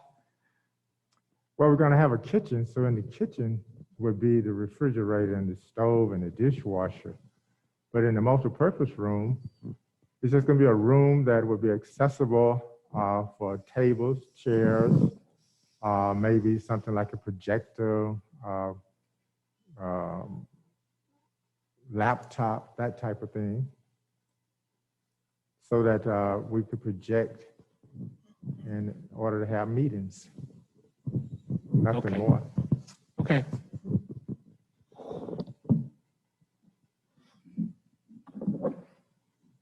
Anyone else? Mr. Wall? Just a brief observation. I just wanted to make sure, just for the applicant's benefit, that the reluctance to adjourn, reconvene with your congregation is not based on a notion that the planning board is not nimble enough to put you on the calendar in a timely fashion. There are several issues that strike me as items that may be worthy of internal discussions, particularly with your professionals, that would need to understand your project and your goals and objectives and have them expressed on your application instead of having to have one-off conversations. But I just want to make sure that, I think the board agrees that to the extent that you think it may prolong your project for months and that it would be difficult to get back on, could we perhaps at least answer the hypothetical question of, in the event they wanted to reconvene and he wanted to get some clarity from the professionals that are paid to provide that to the client?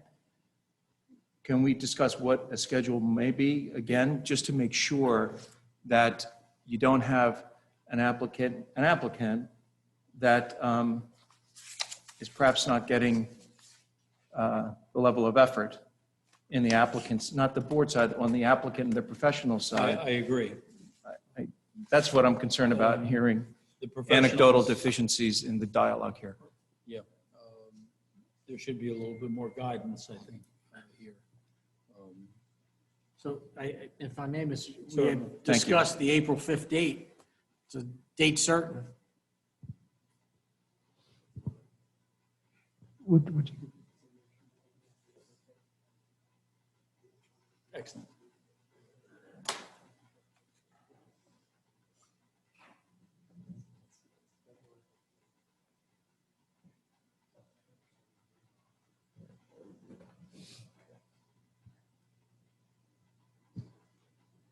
Thank you, Mr. Wall. Under your suggestion, the applicant has agreed to accept the April 5th date and would like to return and address these issues more thoroughly and with greater detail. All right. Thank you very much for your time. Mr. Chairman, if I may, just for clarity's sake, since I did the announcement, some additional testimony, let me do it again. So applicant having waived time, this matter shall be carried to the April 5, 2021 meeting of the Jackson Township Planning Board. There's no further notice required of the applicant. The public is directed to the municipal website and municipal postings for information regarding participation virtually. Thank you. April 5. April 5.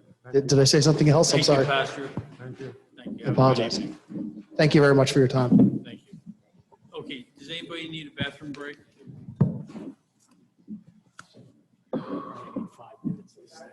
5 minutes? Okay, 5 minutes.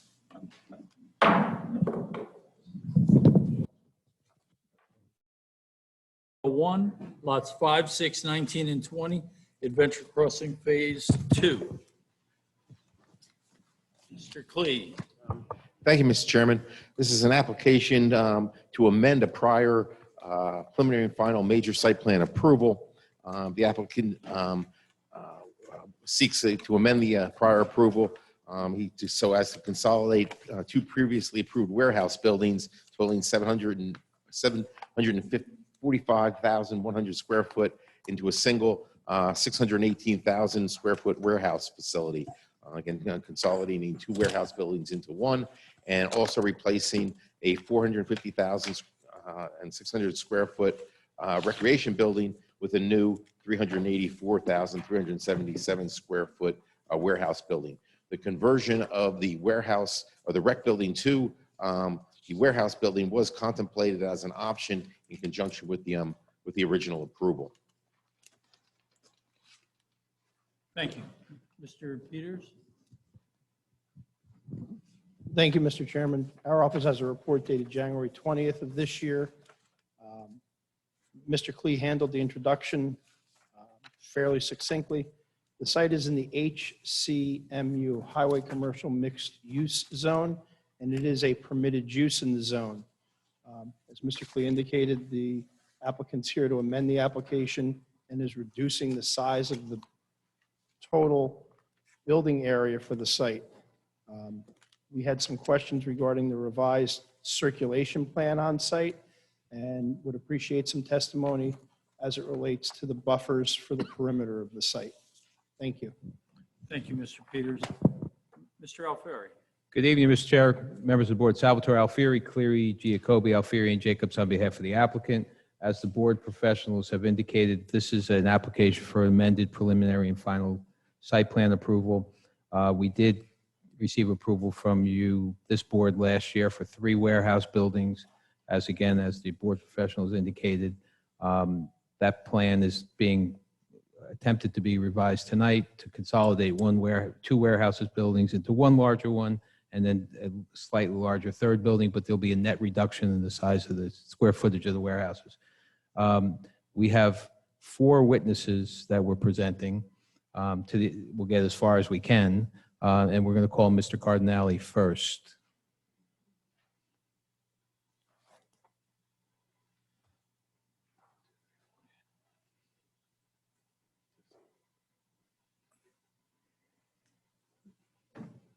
Mr. Cardinale, if you'd kindly raise your right hand. Do you solemnly swear or affirm that the testimony or information you're about to give will represent the truth, whole truth, and nothing but the truth? All right. Yeah, I apologize. You have to speak into the mic. And also, can you just briefly give us your affiliation to the applicant?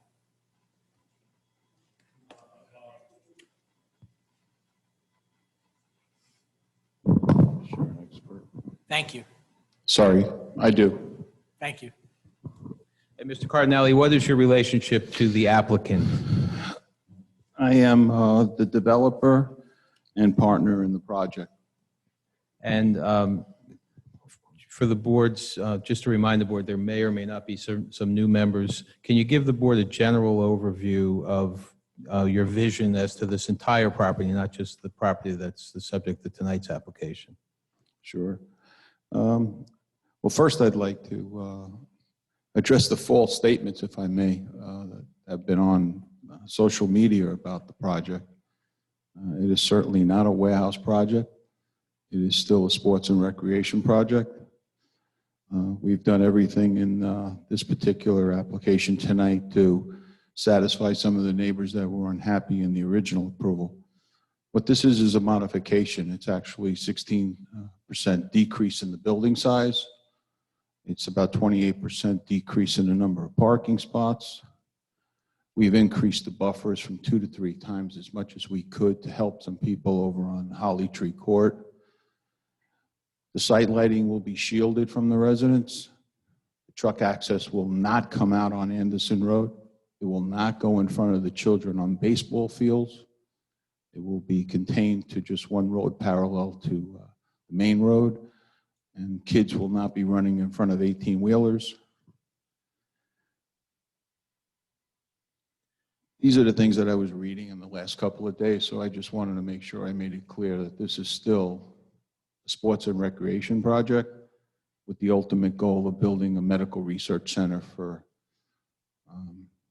curing and hopefully ending MS on this earth. I'm still building my MS research center at this site, and that is my main goal personally, but I will hopefully satisfy many families and the town with a wonderful sports and recreation project.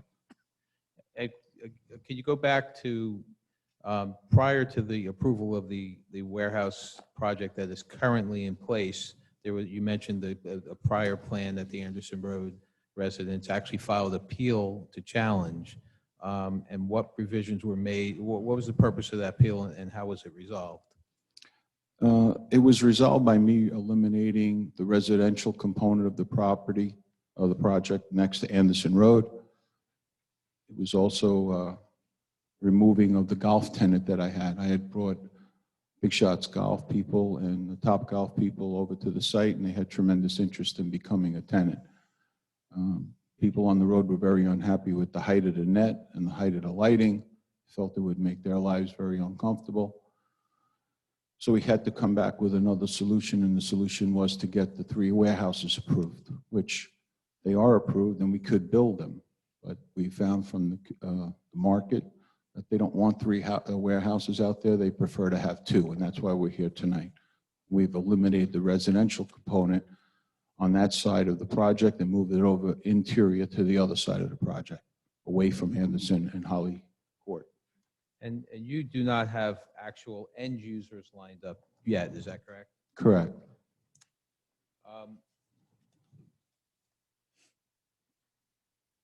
The other question, I guess, is in terms of phasing. Phase 1 of the property has already been cleared to some extent, and you'll be starting construction so that this project will be developed independent of Phase 1. Is that correct? Correct. This will be totally independent of Phase 1. Except they'll share access. Correct. And again, for the Anderson Road people, there will be no access on Anderson Road other than a emergency access point. Yes, the emergency access point was something that the town had recommended. We agree. It's the safest way to get people out in case there's anything wrong on the main road.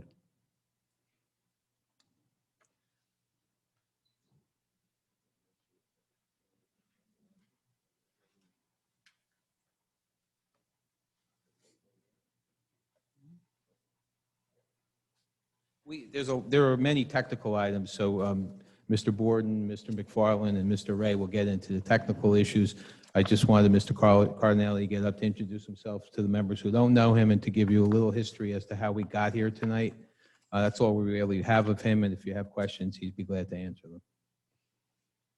Anyone from the board? Questions? Yes, Mr. Aaron. Yeah, this is Len Herring. So these warehouses are commercial warehouses? Yes, sir. Like any place else, trucks will be coming in with goods or whatever you use. I mean, you haven't determined whether or not what the uses are going to be, but it's a big open area. It could be, one tenant, many tenants, whatever. Based on the location, I don't think it'll be many tenants. It will probably be a national tenant. It could be a warehouse like an Amazon type warehouse. Don't know if they would come this far interior. They like to focus on the turnpike and those type of roads, but it could happen. And this is in the back of your regular sports areas. Yes, it's in the location where we originally had the golf, parallel to Anderson Road. And obviously, I didn't want to see a warehouse there. I would have preferred to see the golf there and the convention center and everything else that we had to move over. We moved the convention center over. We moved many things that were there over. So we've created a very large buffer from Anderson and the community right next door. And even on the interior part of the project where we have the hotel, the convention center, and the ball fields, we didn't want to see the warehouses. I didn't feel that that was something I wanted. So we've created a very, very nice landscaping buffer between the warehouses and us. We will not see the warehouses internally. And my goal is to not let the people that live on the road and in that community see the warehouses either. With the buffering and the landscaping and the distances that we've created and the angles we've created, we will do everything in our power to make sure that both the residents of Jackson on that road will not see them and we will not see them. So the access to those warehouses will not impede anywhere on the sports access? No, it's very, very critical to us. We did not want the trucks passing in front of the children by the fields. So we kept them in the back of the pads directly into the warehouse location and then out the same road that they came in a hard right. And they're only 600 feet off of 195. The 195 corridor is a perfect warehouse location, right? Because they're not going through communities or through the town. All right, thank you. You're welcome. Anyone else? I just have a question.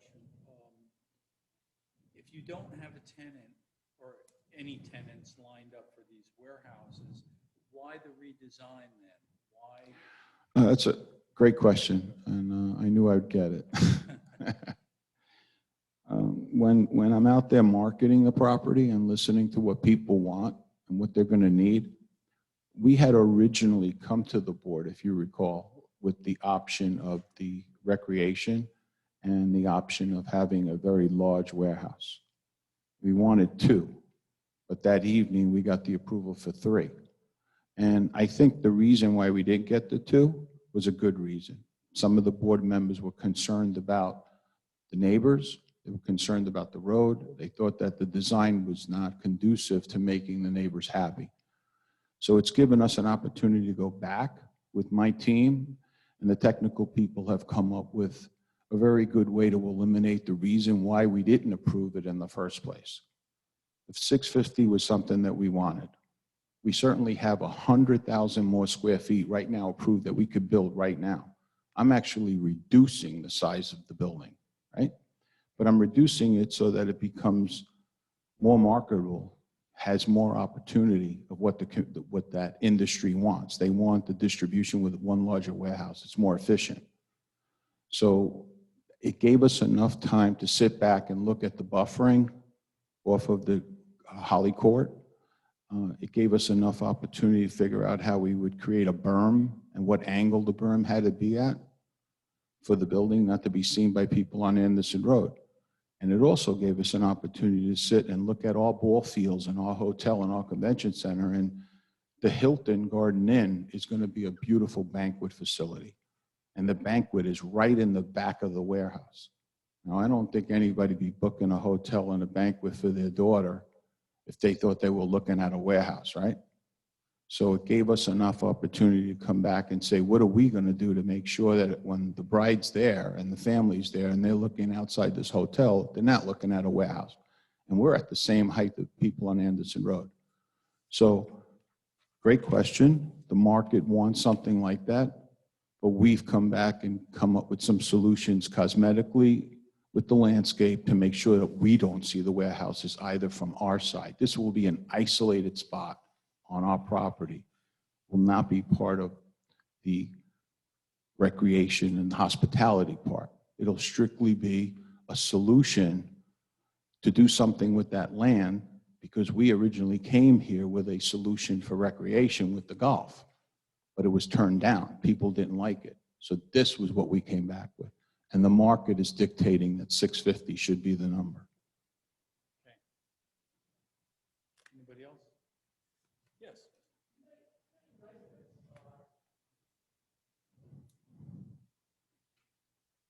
residents are affected with this project? I can't tell you the exact number, but I don't think it's more than We don't think 20 any are affected, but there are neighbors. neighbors. How many neighbors, how many homes are there next to the project? I believe there's 2 that are facing the project from Holly Court. There's more on Holly Court, but there's 2 actually there.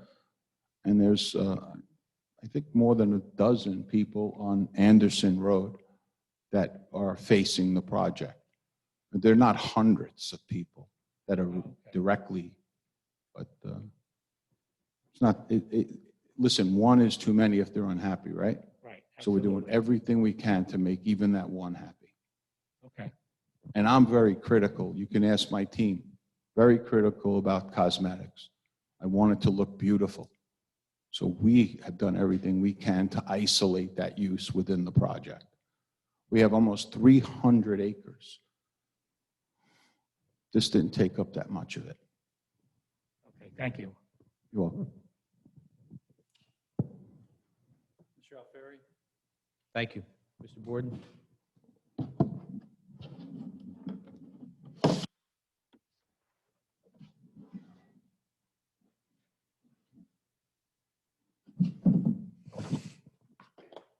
Mr. Borden, if you'd raise your right hand. Do you solemnly swear or affirm the testimony and information you're about to present to the board will represent the truth, whole truth, and nothing but the truth? I do. Give us your full name, spell your last, your affiliation, and given the number of times you've been here, just a brief Certainly. synopsis. Name is Ian Borden, last name Borden, B-O-R-D-E-N, President of Professional Design Services in Lakewood, New Jersey. I am a graduate of Rutgers University 38 years ago. Been with a bachelor's degree, been working in the engineering and planning field since 1983. Starting with employment with the Township of Toms River as a conservation officer, and then into private practice with a number of different, with 2 different engineering firms, Fellows Reed and Associates, and Mazer and Associates. I've been with PDS since 1996, president since 2005, and a licensed professional planner in the state of New Jersey. Thank you. And Mr. Borden, your firm has been involved in this project since its inception, is that correct? We have. All right, and we're going to be referring to various exhibits. Is the first one that's up there good enough for your initial presentation? I believe I'd like to go to the first one, please. This is the second one. Thank you. And we So should that's identify A1. Can you identify? Do you know whether the legend is on that plan? Yes, A1 is the overall site plan from the set of plans approved by the planning board in August of 2020.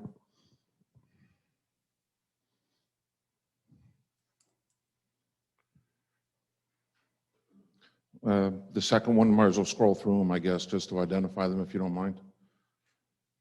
The second one is the overall site plan from the amended plans that were submitted for this hearing. We have added some color to the landscaping for purposes of the meeting.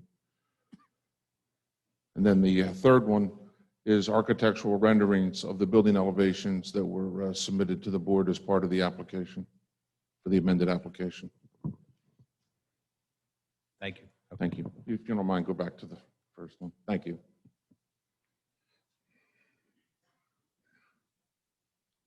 Okay, to start, just a little bit of bookkeeping. Phase 2 of Adventure Crossing is proposed on lots 5, 6, 19, and 20 in block 3001.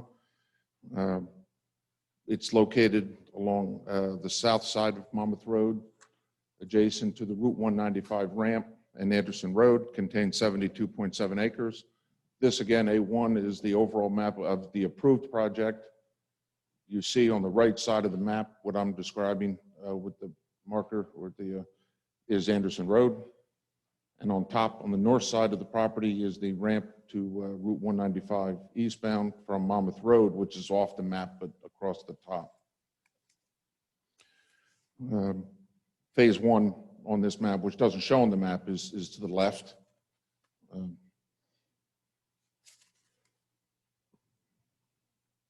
This again is the approved plan. This plan approved 3 warehouse buildings containing 1.195 square feet of a warehouse. That's 1,195,000, right? That's correct. As noted in the professionals review, the property is contained in the HCMU zone.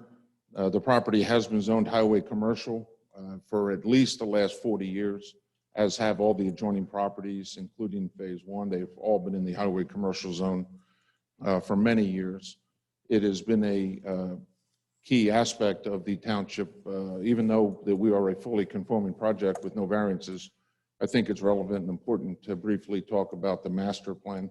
The master plan has described this corridor along Monmouth Road in close proximity to Route 195 as a key destination, a commercial destination for the town.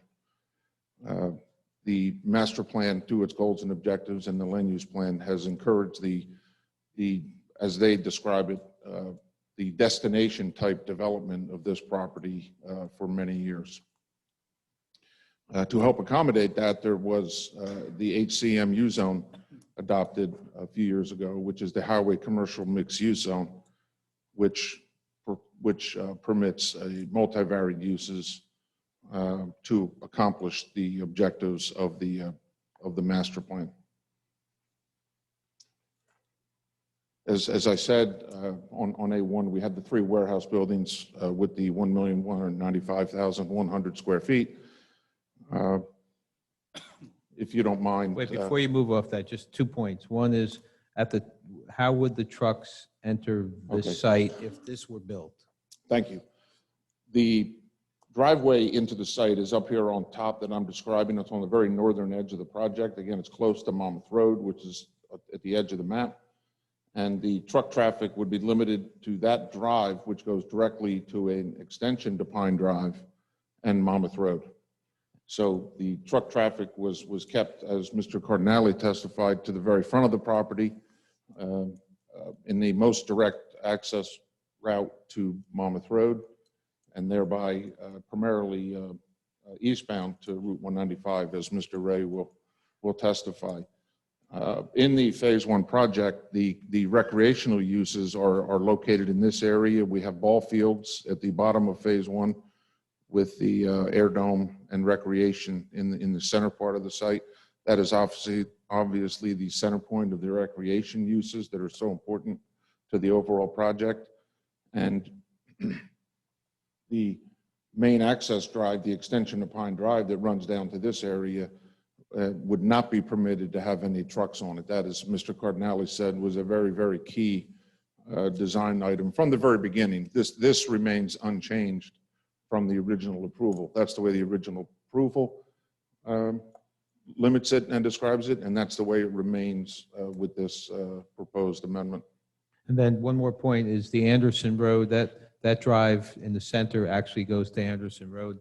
That's limited to emergency access only, is that correct? That was a request of the board to do a emergency access, primarily ingress, as I understand it, for fire vehicles, but it is limited to, it's a what we call grasscrete. It's a modular concrete grass with grass growing through its surface with a breakaway barrier. So the vehicles on the site would not be permitted to access it. It would only be for use by emergency vehicles. And that emergency access would remain the same for the amended project. I think I should probably describe a little more. Existing questions were asked about the residences. Again, we have Anderson Road on the right side of the map, running north and south. On the right side of Anderson Road is all residential zoning, as well as Mr. Cardinale, and you'll hear me make mention to Holly Tree Court. That is this small elbow-shaped cul-de-sac. When Anderson Road turns off, we're off the map here a little bit, Prineville Road extends downward, and there's a few larger lots, probably between 5 and 15 acres, that are also residential. But Holly Tree Court has been a key focus of our design, is obviously to protect those residents. Those 2 lots that are on the west side of Holly Tree Court are vacant. And then you have, I believe it's 4 homes along Anderson Road on the, what I would call the front of Holly Tree Court. all separated by the roadway, but obviously in close proximity to the project. The original project, I should note, my final point on the original project is the ordinance requires us as a commercial or industrial use to provide a 50-foot buffer. So the original approval, we met the standards of that, and we have a 50-foot buffer along the entire eastern boundary where the property abuts the residential zone. If you don't mind going to the next page. So here we have the proposed amended project. As was testified, we are proposing to consolidate the two buildings that were in the northern part of the site into a single building. The combined total of the two buildings is 1,002,891 square feet, which is a reduction of 16% from the approved building area. We are proposing a total of 894 parking spaces, where 670 spaces are required, which is a reduction of 28% from the 1,249 spaces proposed in the approved plan. We do provide 25 handicap spaces equally spaced around all of the buildings. The ADA requirement is that we must provide 12, so we obviously exceed that number. We did provide on the, again, on this map, the orientation has changed. We actually found, apologize for the confusion, but we found a better way to lay out the project to increase the scale a little bit once we did the amended plans. But Anderson Road in this plan runs across the map from left to right, and Route 195 is on the left side of the map. And you see Holly Tree Court here on the right side. There is on the top right corner, there's some green areas here in the parking lot that we showed that potentially is 40 spaces. We are proposing not to build that parking and green bank it. We don't believe it's necessary, as it's not required to build those. I kind of skipped something in my parking testimony. Again, we provide 894 spaces. The amount of spaces that are required to meet the ordinance are 670. So we exceed the ordinance, but we did have the room to make even more parking, but we chose to make it green instead to allow us to do some additional plantings on that corner of the building where it abuts Anderson Road. They are available if needed. We certainly do not see them as being needed. I believe it was a question in the planner's letter, but just to make sure that the parking is fully vetted. Each of the buildings does have a small office corner as shown on the site plan and in the architectural plans submitted. We, in the numbers that I just quoted, we did not separately tabulate those as office use in the parking calculation. While the planner's review didn't really question that, it did note that. That is obviously an accurate statement. And the reason we did not is because these offices are part of the warehouse use. They will not be separately leased to any, for any type of a separate use. So we believe that the tabulation is correct the way we did it. However, to be conservative, we did run the calculations. We did a what if. In other words, what if they were separately tabulated? What would that do to the required parking number of 670?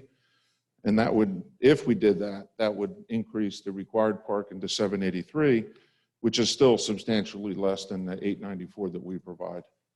So we don't believe it's appropriate to do it, but the parking design survives that analysis if we were asked to do so. Now, Mr. Cardinale had testified about putting the team to some stringent testing, and he certainly did that, and rightfully so, and we're happy to accommodate that. A key function is the buffering, particularly given the new building number 1 orientation as it relates to Holly Tree Court. So while we provide the required 50-foot buffer along the entire residential zone boundary as per the approved plan, We particularly focused on the buffer for that portion of the site that adjoins the Holly Tree Court area. And we started with, at the minimum, doubling the buffer to 100 feet. That was our starting point. We set the task and the goal of making a minimum of a 100-foot buffer, which we accomplished. But then in orienting the building the way it is, we were able to increase that buffer. Basically, you can see here that the buffer is a triangular area. So while it's 100 feet at the rear of the westernmost lot on Holly Tree Court, up where the actual houses are constructed along Anderson Road, it actually is 3 times the buffer, or more than 150 feet. And what's the plantings in those? Right. buffers? So, and then what we did is we're always looking to do an effective, what we call an effective 4-season screen. And so what we did in this case is we did 2 different, for lack of a better word, a double layer of earthen berm. Closer to Holly Tree Court, we have the part of the buffer that has a 2-foot high earthen berm with a double row of evergreens planted on top of it. And then as we move closer to the warehouse, we increase the height of the berm to 5 feet above the ground, above the finished grade, with the double evergreen trees planted on top of that berm. So what we have is we have 2 berms, 2-foot and 5-foot, with 4 rows of evergreen trees, with additional deciduous and shrub plantings both in front and the back of it, to create what we call a 4-season buffer that would be effective in any season. Basically, the ordinance requires, again, a 50-foot buffer and a 2-row evergreen tree buffer, but we have obviously more than doubled that in the case of that portion of the site.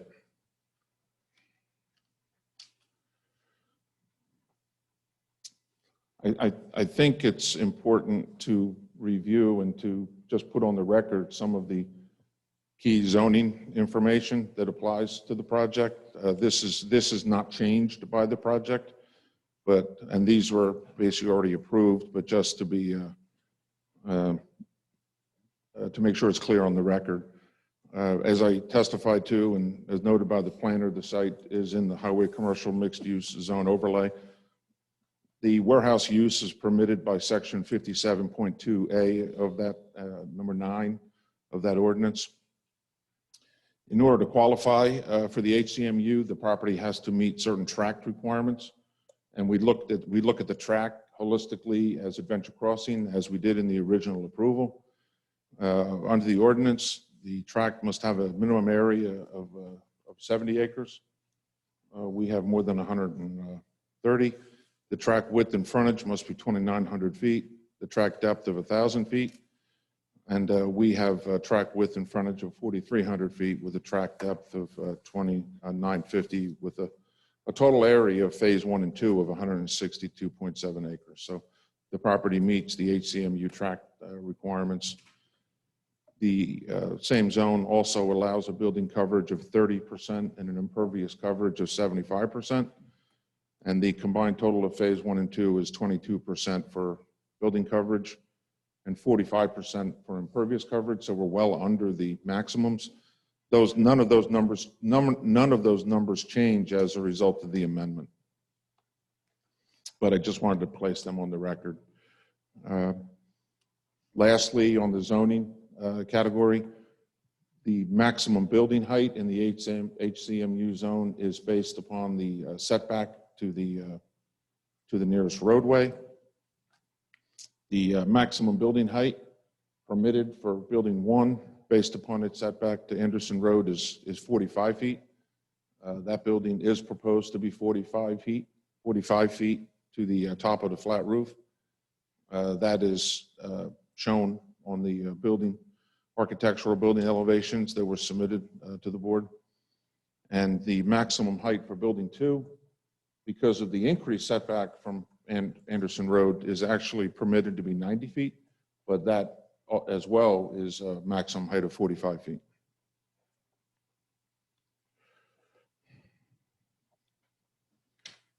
Again, just a little bit of record keeping of things that are not changed by the amendment, but I know I'm sure we do have some new board members as well. We talked about the access to Monmouth Road, which is on this plan is to the bottom left. I had briefly described that it will connect to an access road close to 195 and then into an extension of the Pine Drive intersection. The project proposes significant intersections to Monmouth Road, including the fourth leg of the Pine Drive intersection into the property, modifying the existing traffic signal, among other work. All of that work has been submitted to the Monmouth County and Ocean County Planning Board. Ocean County Planning Board has approval jurisdiction, but Monmouth County has review responsibilities since the Monmouth Road is the county boundary and retains that engineering responsibility as part of an interlocal agreement with Ocean County. And the Ocean County Planning Board has granted conditional approval for both Phase 1 and Phase 2.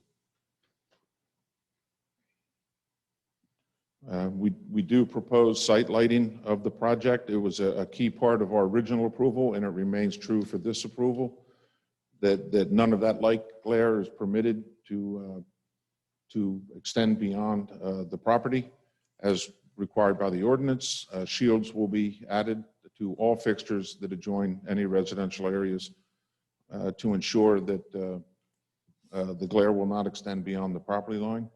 In addition, all building mounted fixtures will be cutoff fixtures to ensure that there's no direct glare or light coming from the buildings towards any residences.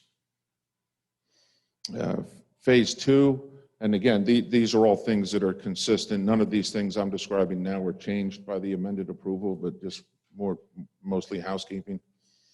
There is no additional signage for Phase 2 other than what's already approved with Phase 1. We have no signage proposed along Anderson Road, with the exception of there is a single freestanding sign in the northeastern corner of the property adjacent to Route 195. That is a freestanding sign that was approved with Phase 1 that remains unchanged, had an approved height of 150 feet and an area of 600 feet. That sign is only to advertise Adventure Crossing. It was noted in the reviews about tenant wall signage. Any tenant wall signage will just be for internal. We're not trying to advertise, obviously, off-site, certainly the Anderson Road, but any identifying wall signage to identify businesses or tenants would comply with the ordinance sign requirements. And Ian, there is site identification signs as part of Phase 1 on Route 537 that That's would correct. identify. There are separate freestanding signs approved as part of Phase 1 freestanding project signs, we call it, as well as tenant signs that are approved as part of Phase 1 that are not changed by this project. And there'll be wayfinding signs on Phase 1 to get the traffic to wherever they're going within the complex. That is correct. Thank you, Sal. Within Phase 1, we have signage to direct the truck traffic. We've actually worked out some of these with the county engineers to ensure that the trucks take the appropriate route off of Monmouth Road, and then on our site into the described route, as well as signs on the main boulevard down to the recreation uses that prohibit the trucks from utilizing that route.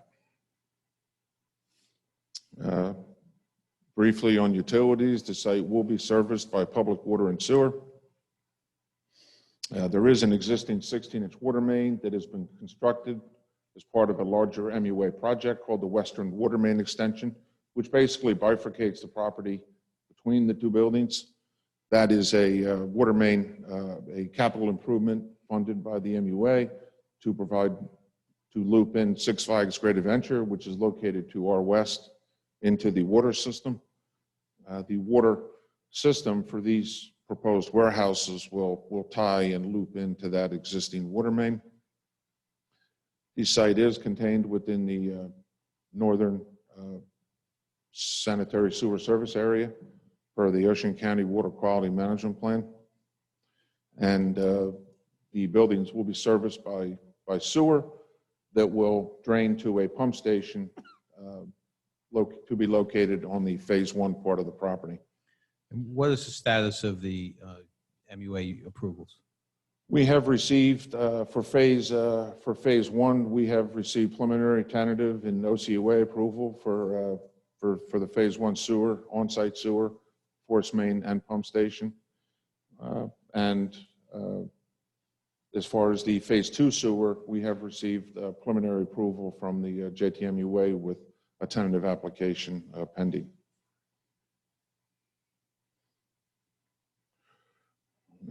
Just a few more housekeeping.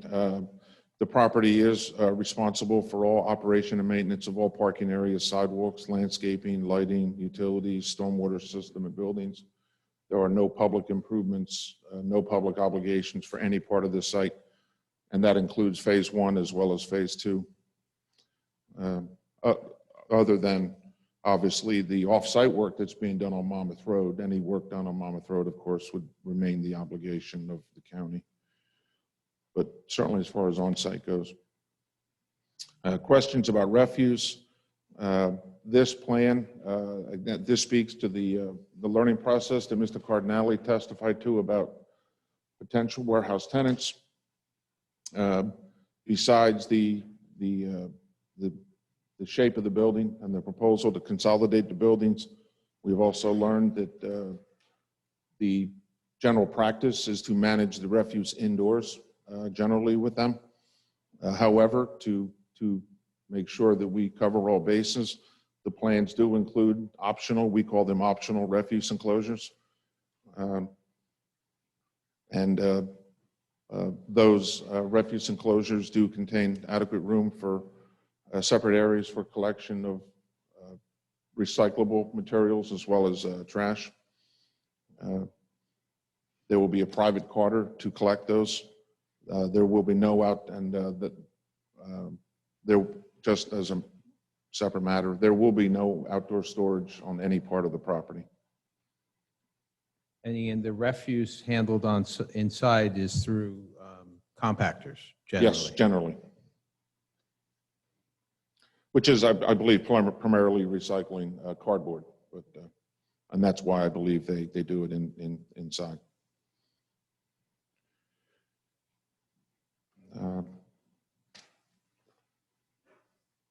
I believe Graham will address the stormwater management. We originally had a stormwater basin on the southern part of the property, which remains as in the same configuration as approved.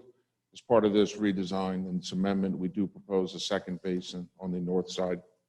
Mr. McFarland will testify as to the functions being performed by them and their compliance with the code. Just two things to wrap up my testimony. One is that we have reviewed comments from both the board engineer and board planner. We've read those. We agree with those. We would agree to address all of those. I should have noted on the basins, the safety fence will be provided around both basins. And my last item was a waiver that was granted as part of the original approval. The only waiver that we have, again, we have no variances, but we have a single waiver. And that single waiver was for curb and sidewalk along Anderson Road.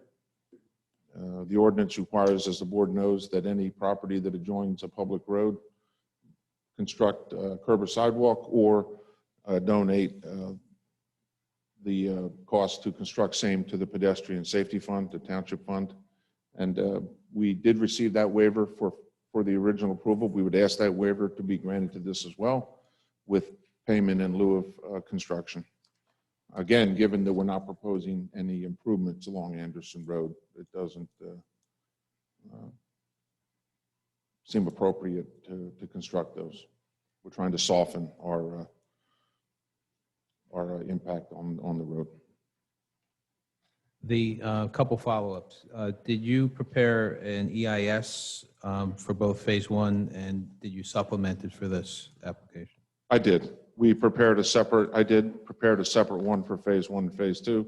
And the Phase 2 was updated for the amended project the board is reviewing tonight, and that is dated November 19th of 2020.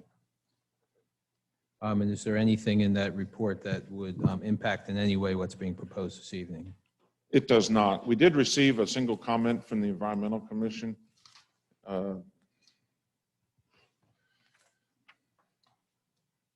I can't find now.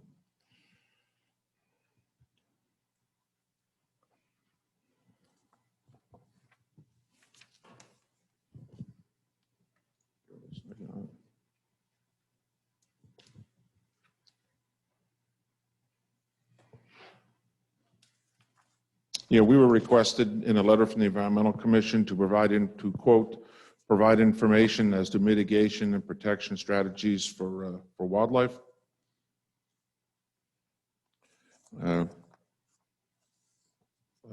Understanding that there's no regulatory requirement for same, but it is our obligation to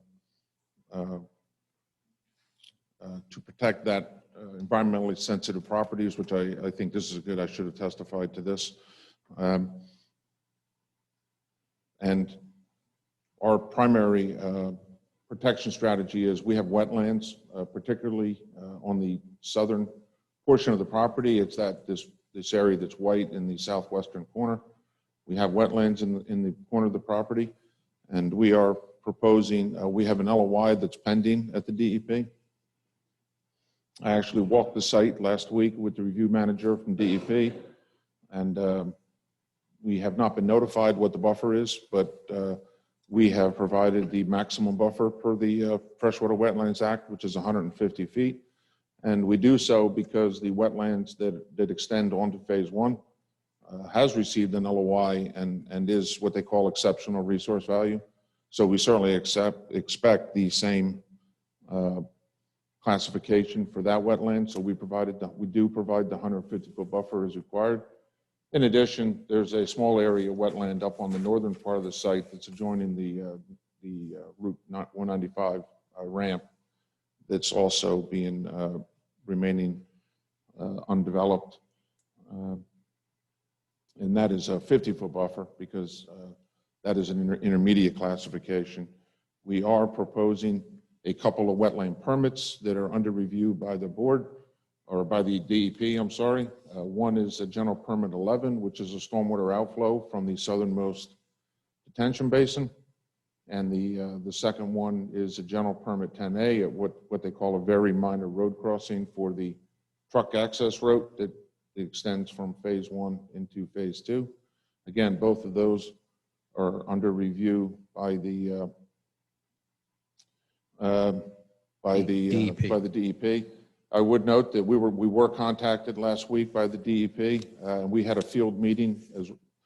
Not only did I have a field meeting with the gentleman who's reviewing the wetlands delineations on phase two, but we met with other staff at DEP. Apparently, complaints were registered about activities in phase one that were felt to be in potential violation of the Freshwater Wetlands Act. I reviewed that in the field with them last Tuesday. I don't know if a notice of violation is forthcoming or not, but in any event, whatever the DEP asks us to do, we will do. But that is as part of phase one. Phase two, there's been no development work that has occurred on phase two, and there certainly is no activities on phase two. The only other thing is there's an A3 that we've introduced into evidence, but we didn't talk about. So yeah, we should just, if you don't mind, scroll up. Thank you, sir. Yes, this is the architectural elevation that was submitted as part of the larger set of architectural plans. This shows the various building elevations, which you can see are generally the same, but primarily what this shows is the proposed color scheme of the building and the height of the building. As I testified, it's 45 feet to the top of the flat roof. And in conclusion, you also indicated that the various technical comments contained within the two professional reports would be addressed as part of a resolution compliance. Yes. Thank you. So we have Mr. Borden, Mr. Chair. You have some? No, I'm good. Questions for Mr. Borden? Yes. Sharon. This is Len Herring. is for the warehouses, is that going to be a 24/7 operation? That's how it was approved, the first application, and it most likely will be again. Again, without identifying a tenant, we can't say, but yes. And the reason I'm asking is that, if you're, trucks and everything going around it, with the noise factor that you'd have from trucks, it could be 2 a.m, it could be whatever, when these, some of these truck drivers use the engine brakes and things like that in those areas, where you'll get a lot of noise. You might get some spillover to the people in Anderson and in Holly Court. We've done in other warehouse projects that I've been involved in, one of the things that the board's asked us to consider is putting in our leases that there could be no idling when the trucks are parked, things of that nature to minimize the impact, and we'd certainly work with the board on any of those types of suggestions. Including no engine braking. And the other thing I wanted to bring up, do you anticipate using, having tenants like food processing groups, a bakery, a commercial bakery, things like that in those areas? I think warehousing, I guess there's no use that's excluded, but I think what I'm hearing is there will be no manufacturing or processing. So as far as you know. correct. That's not what we're proposing. We're proposing simply warehousing. No, I mean, because what I do when I'm not here, I see a lot of businesses like food processing, everything might be wedged between a tire manufacturer and a real estate office, in those type of warehouses. So I just wanted to bring it to your attention that sometimes some of these food processing things can be relatively small, but generate an awful lot of waste and, pest control issues, things like that. Yeah, no, we wouldn't propose that type of use. Mr. Chairman, if I may just, and I see Mr. Alfieri writing down his notes, that would be, you would accept that should the board act favorably as a condition of approval, that you're not looking to manufacture. And I'm not sure it's even a permitted use in the zone. I don't think it's permitted, but. Those are only permitted in the industrial zones in town. Okay, thank you. Yes. You will have air handlers on the roofs? For heating and air conditioning, yes. Okay, did you take that into account when you said the height of the building was X amount of feet? Does that include the air handlers? No, the township, there's a parapet that goes around the roof that would shield those units. The parapet, by definition, is not included in the height of the building. And will this building have a generator backup to it? Will it need to have that? Generator backup? Mhm. I'm not sure. We'll have to, I don't think we're going to finish tonight, so we'll get you an answer at the next meeting. About the Okay, thank you. generators. Hold on. Yeah, I had one more, Mr. Borden. When Mr. Cardinale was speaking, he was talking about, so you're in a hotel room, you can't see the warehouses and everything. Can you show on that plan where the vegetation is? Because it didn't look like there was an awful lot. Yes, if you go back, this actually does show part of the phase 1 improvements. This is the hotel that Mr. Cardinale was referring to. This is the Hilton Hotel. Right. These are the ball fields down here to the right. And what we were describing, what Mr. Cardinale was describing, you can see some landscaping here. On the phase 1 side of the truck access road for phase 2, we're going to plant some screen plantings that simply screen the 2 uses. On phase 1? On phase 1. Do you think that'll be sufficient to basically block the view? Yes. From, somebody coming out and watching somebody unloading their truck while they're in the middle of a wedding or something like that? That is correct. Yes, it will be. Mr. Riker. Sorry. Would the applicant just stipulate on approval that you're going to put in signage for the no jake braking to take the onus off the applicant and put it onto the individual driver? That's a great idea. Where the problem really resides? Yes. Yes. Yeah, we already have the signs, as I described, saying no truck traffic and stuff. We'll certainly add that. Yeah, just with the jake braking, No, it really, in my opinion, it belongs on the operator, not the applicant. I agree. That's a good idea. Yes, Mr. Wall. A brief item, if the applicant's professional could summarize. Oftentimes, an applicant comes back with an approval seeking relief to either increase parking, decrease a buffer, increase density. So you're coming in with an approval to just, I want to clarify, maybe you could summarize the key points. Is it reducing the parking lots, increasing the buffer? It's contrary to a lot of applications that come in for relief to increase density and to reduce buffers. Can you just summarize those key points from the approval that currently is in place? Certainly. And the changes, just the bullet point, just to. Certainly, thank you. Yes, we are reducing the building area by 16%. So reducing the building area, that's 16%. 1/6. From the current approval? That's correct. Okay. We are reducing the parking, I believe it was 28%, the So number of spaces. 28%, was that from the approximately 1,200? Yes. Parking spaces down to, was it? 894. 894. We are increasing the buffer, specifically along the Holly Tree Court frontage. Decreasing or increasing? Did I say decrease? I'm sorry, increasing. So increasing. By a buffer. minimum of 2 times, upwards of 3 times the requirement. In other words, the requirement's 50 feet. At the minimum, it's 100 feet. And at the maximum, it's more than 150 feet. From what's already approved? Correct. It's approved at 50 feet And you want to increase it to how many feet? to between 100 and 150. From 50? Correct. And other than that, we're just maintaining all of the other approval requirements, such as no access to Anderson Road, emergency access only. Thank you. Yes. I got 3 easy ones for you. You have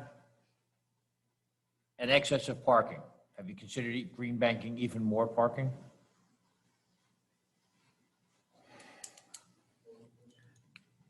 Green banking, more parking.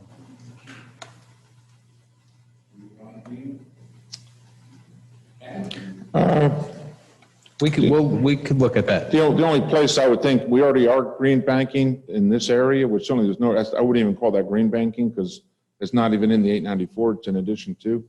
But I can see the possibility of taking away some parking in the southeast corner here. And Against Anderson Road. so, yeah, the answer is yes, we'll look at that. I'm sure we can accommodate that. The next one's kind of an innocuous question because I've never been on the road. I've been on Anderson Road many times. Holly Tree, the houses actually face Holly Tree, so their backyards are Anderson Road, correct? The houses that are on Holly Tree, their backyard is Holly Tree. The backyard is Holly Tree. It's yes. They face Anderson? They face Anderson. What's interesting to note is, and I don't know that it's relevant, but just an interesting fact, is that Holly Tree Court is actually a private road. It's not a public right-of-way.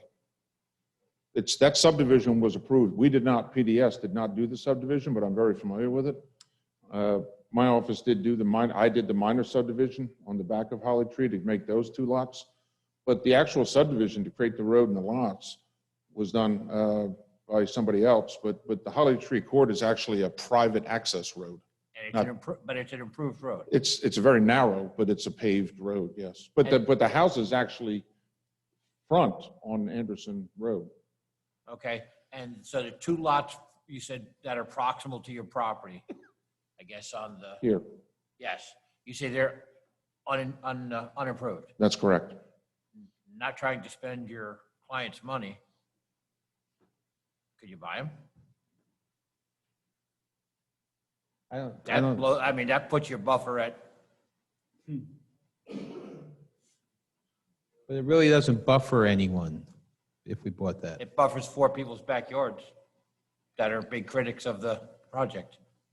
It's a suggestion, it's not that's all I have. Anyone else? Mr. Chairman, just a brief follow-up. By consolidating buildings, does that help with the logistics of the circulation element of an internal plan, or is that not a relevant comment as far as the circulation element of by consolidating? I think it does. It's a very indistinct point, but a very good point.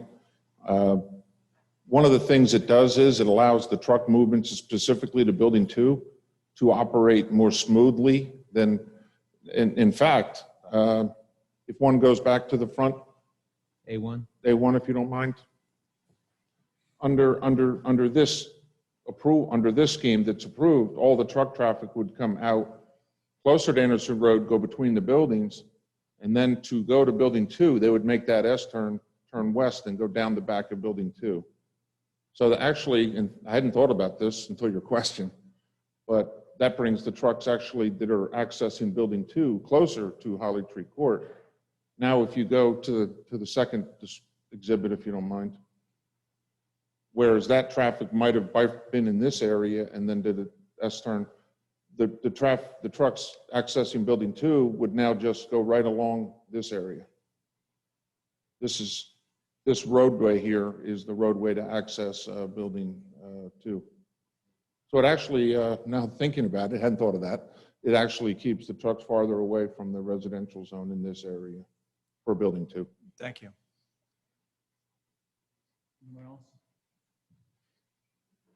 I just have one question. If you could just put on record the status of where you are on outside approvals. Certainly. So we obviously have a preliminary final site plan approval from this board for the original project. We have a county planning board approval for the project that was granted last week, actually. We have a Jackson Township MUA preliminary approval for water and sewer. Pending HA. Pending tentative. DEP.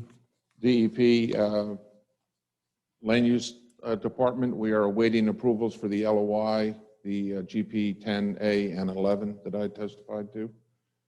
And what about soil conservation? Soil conservation, we're awaiting their review. That's about it. So it seems like you still have a long road to go with approvals.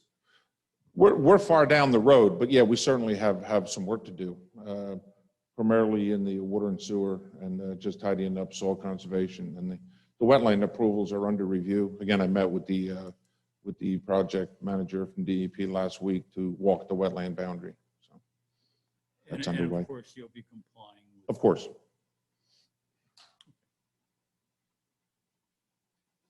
Next. Yeah, your next witness, it's 2211. Your next witness would be who?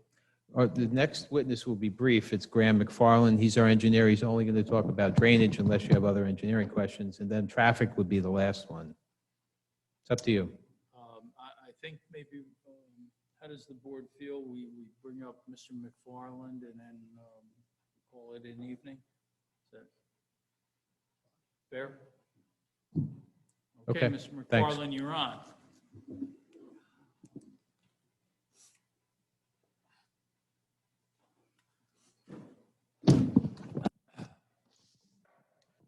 Thank you for raising your right hand. Mr. McFarland, you solemnly swear or affirm that testimony and information you're about to present to the board shall represent the truth, whole truth, and nothing but the truth. I do. Full name, spell your last, your affiliation, and the amount. Sure, Graham. Voir dire. Graham McFarland, McFarlane, professional engineer, professional planner, certified municipal engineer. I graduated from Rutgers University College of Engineering in 1987 with a Bachelor of Science in Civil Engineering. I obtained my license as professional engineer in 1992. I've been practicing ever since. I've appeared before approximately 60 different planning and zoning boards throughout the state, offering expert testimony each time being accepted. I've appeared before this board on many occasions as well. We accept your credentials. Thank you. Thank you. Graham, before you discuss drainage, to the extent any of Ian's testimony crossed the line between planning and engineering, would you just confirm that everything that he did indicate was accurate from an engineering point of view?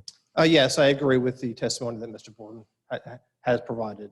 Okay, and particularly now as it relates to stormwater management, how is stormwater management going to be handled on this proposed site? And then also explain how it differs from the original approved plan. Yes, just referring to A2, of course, you see the two buildings.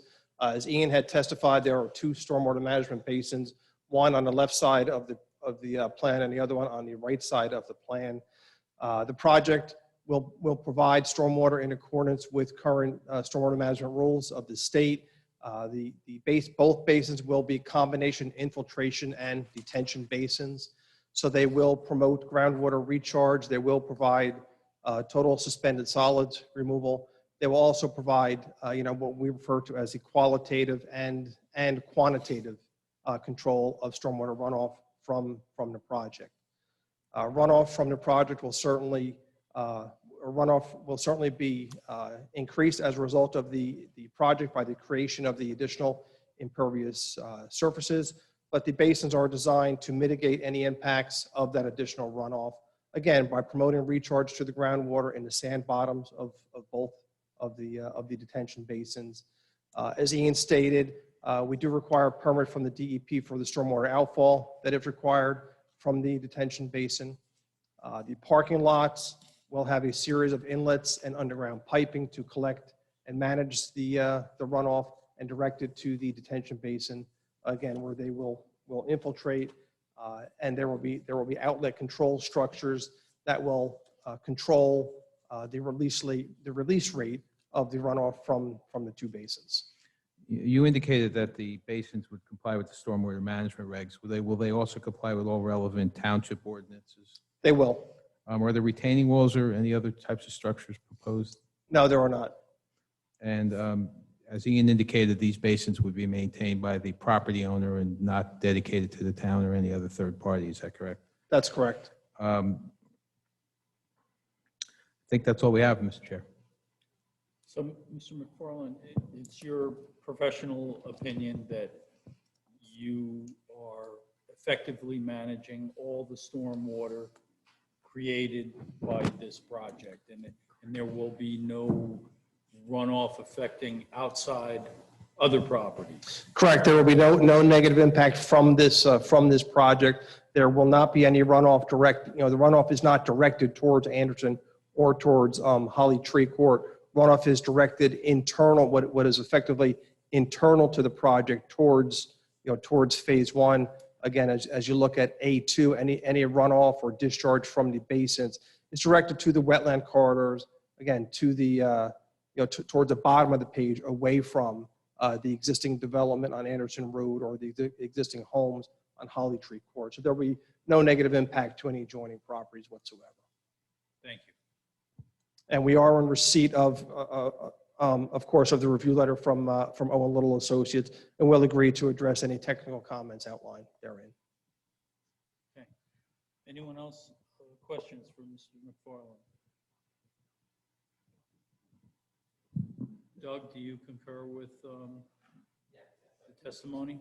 Thank you. I have a question. Mr. Aaron. Mr. McFarland, is there going to be any fencing around the retention basin? Because you have children in that the other part, it's mainly for recreation, so it's not going to just be adults.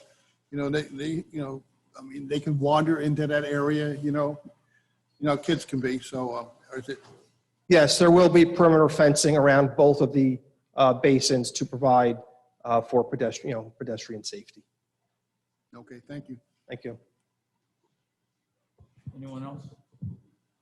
No? Okay. I guess, Mr. Alfieri, we have a little housekeeping to do. Thank you. Yeah, I understand we're going to carry the application, and I also understand the board wants me to order a transcript, which I'll do through you. How do I get the transcript?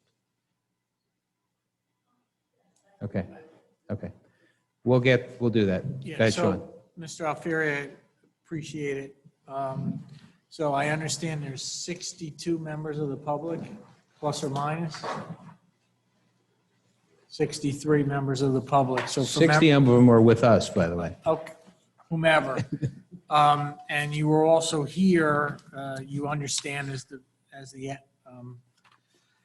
chairman indicated, you heard where we are in terms of affordable housing applications and otherwise. So all being said, and for members of the public, first of all, the reason that the applicant has been asked to provide a transcript is to ensure that public can have full participation as best as possible. So we appreciate the applicant's cooperation with that. And along those same lines, for members of the public, this application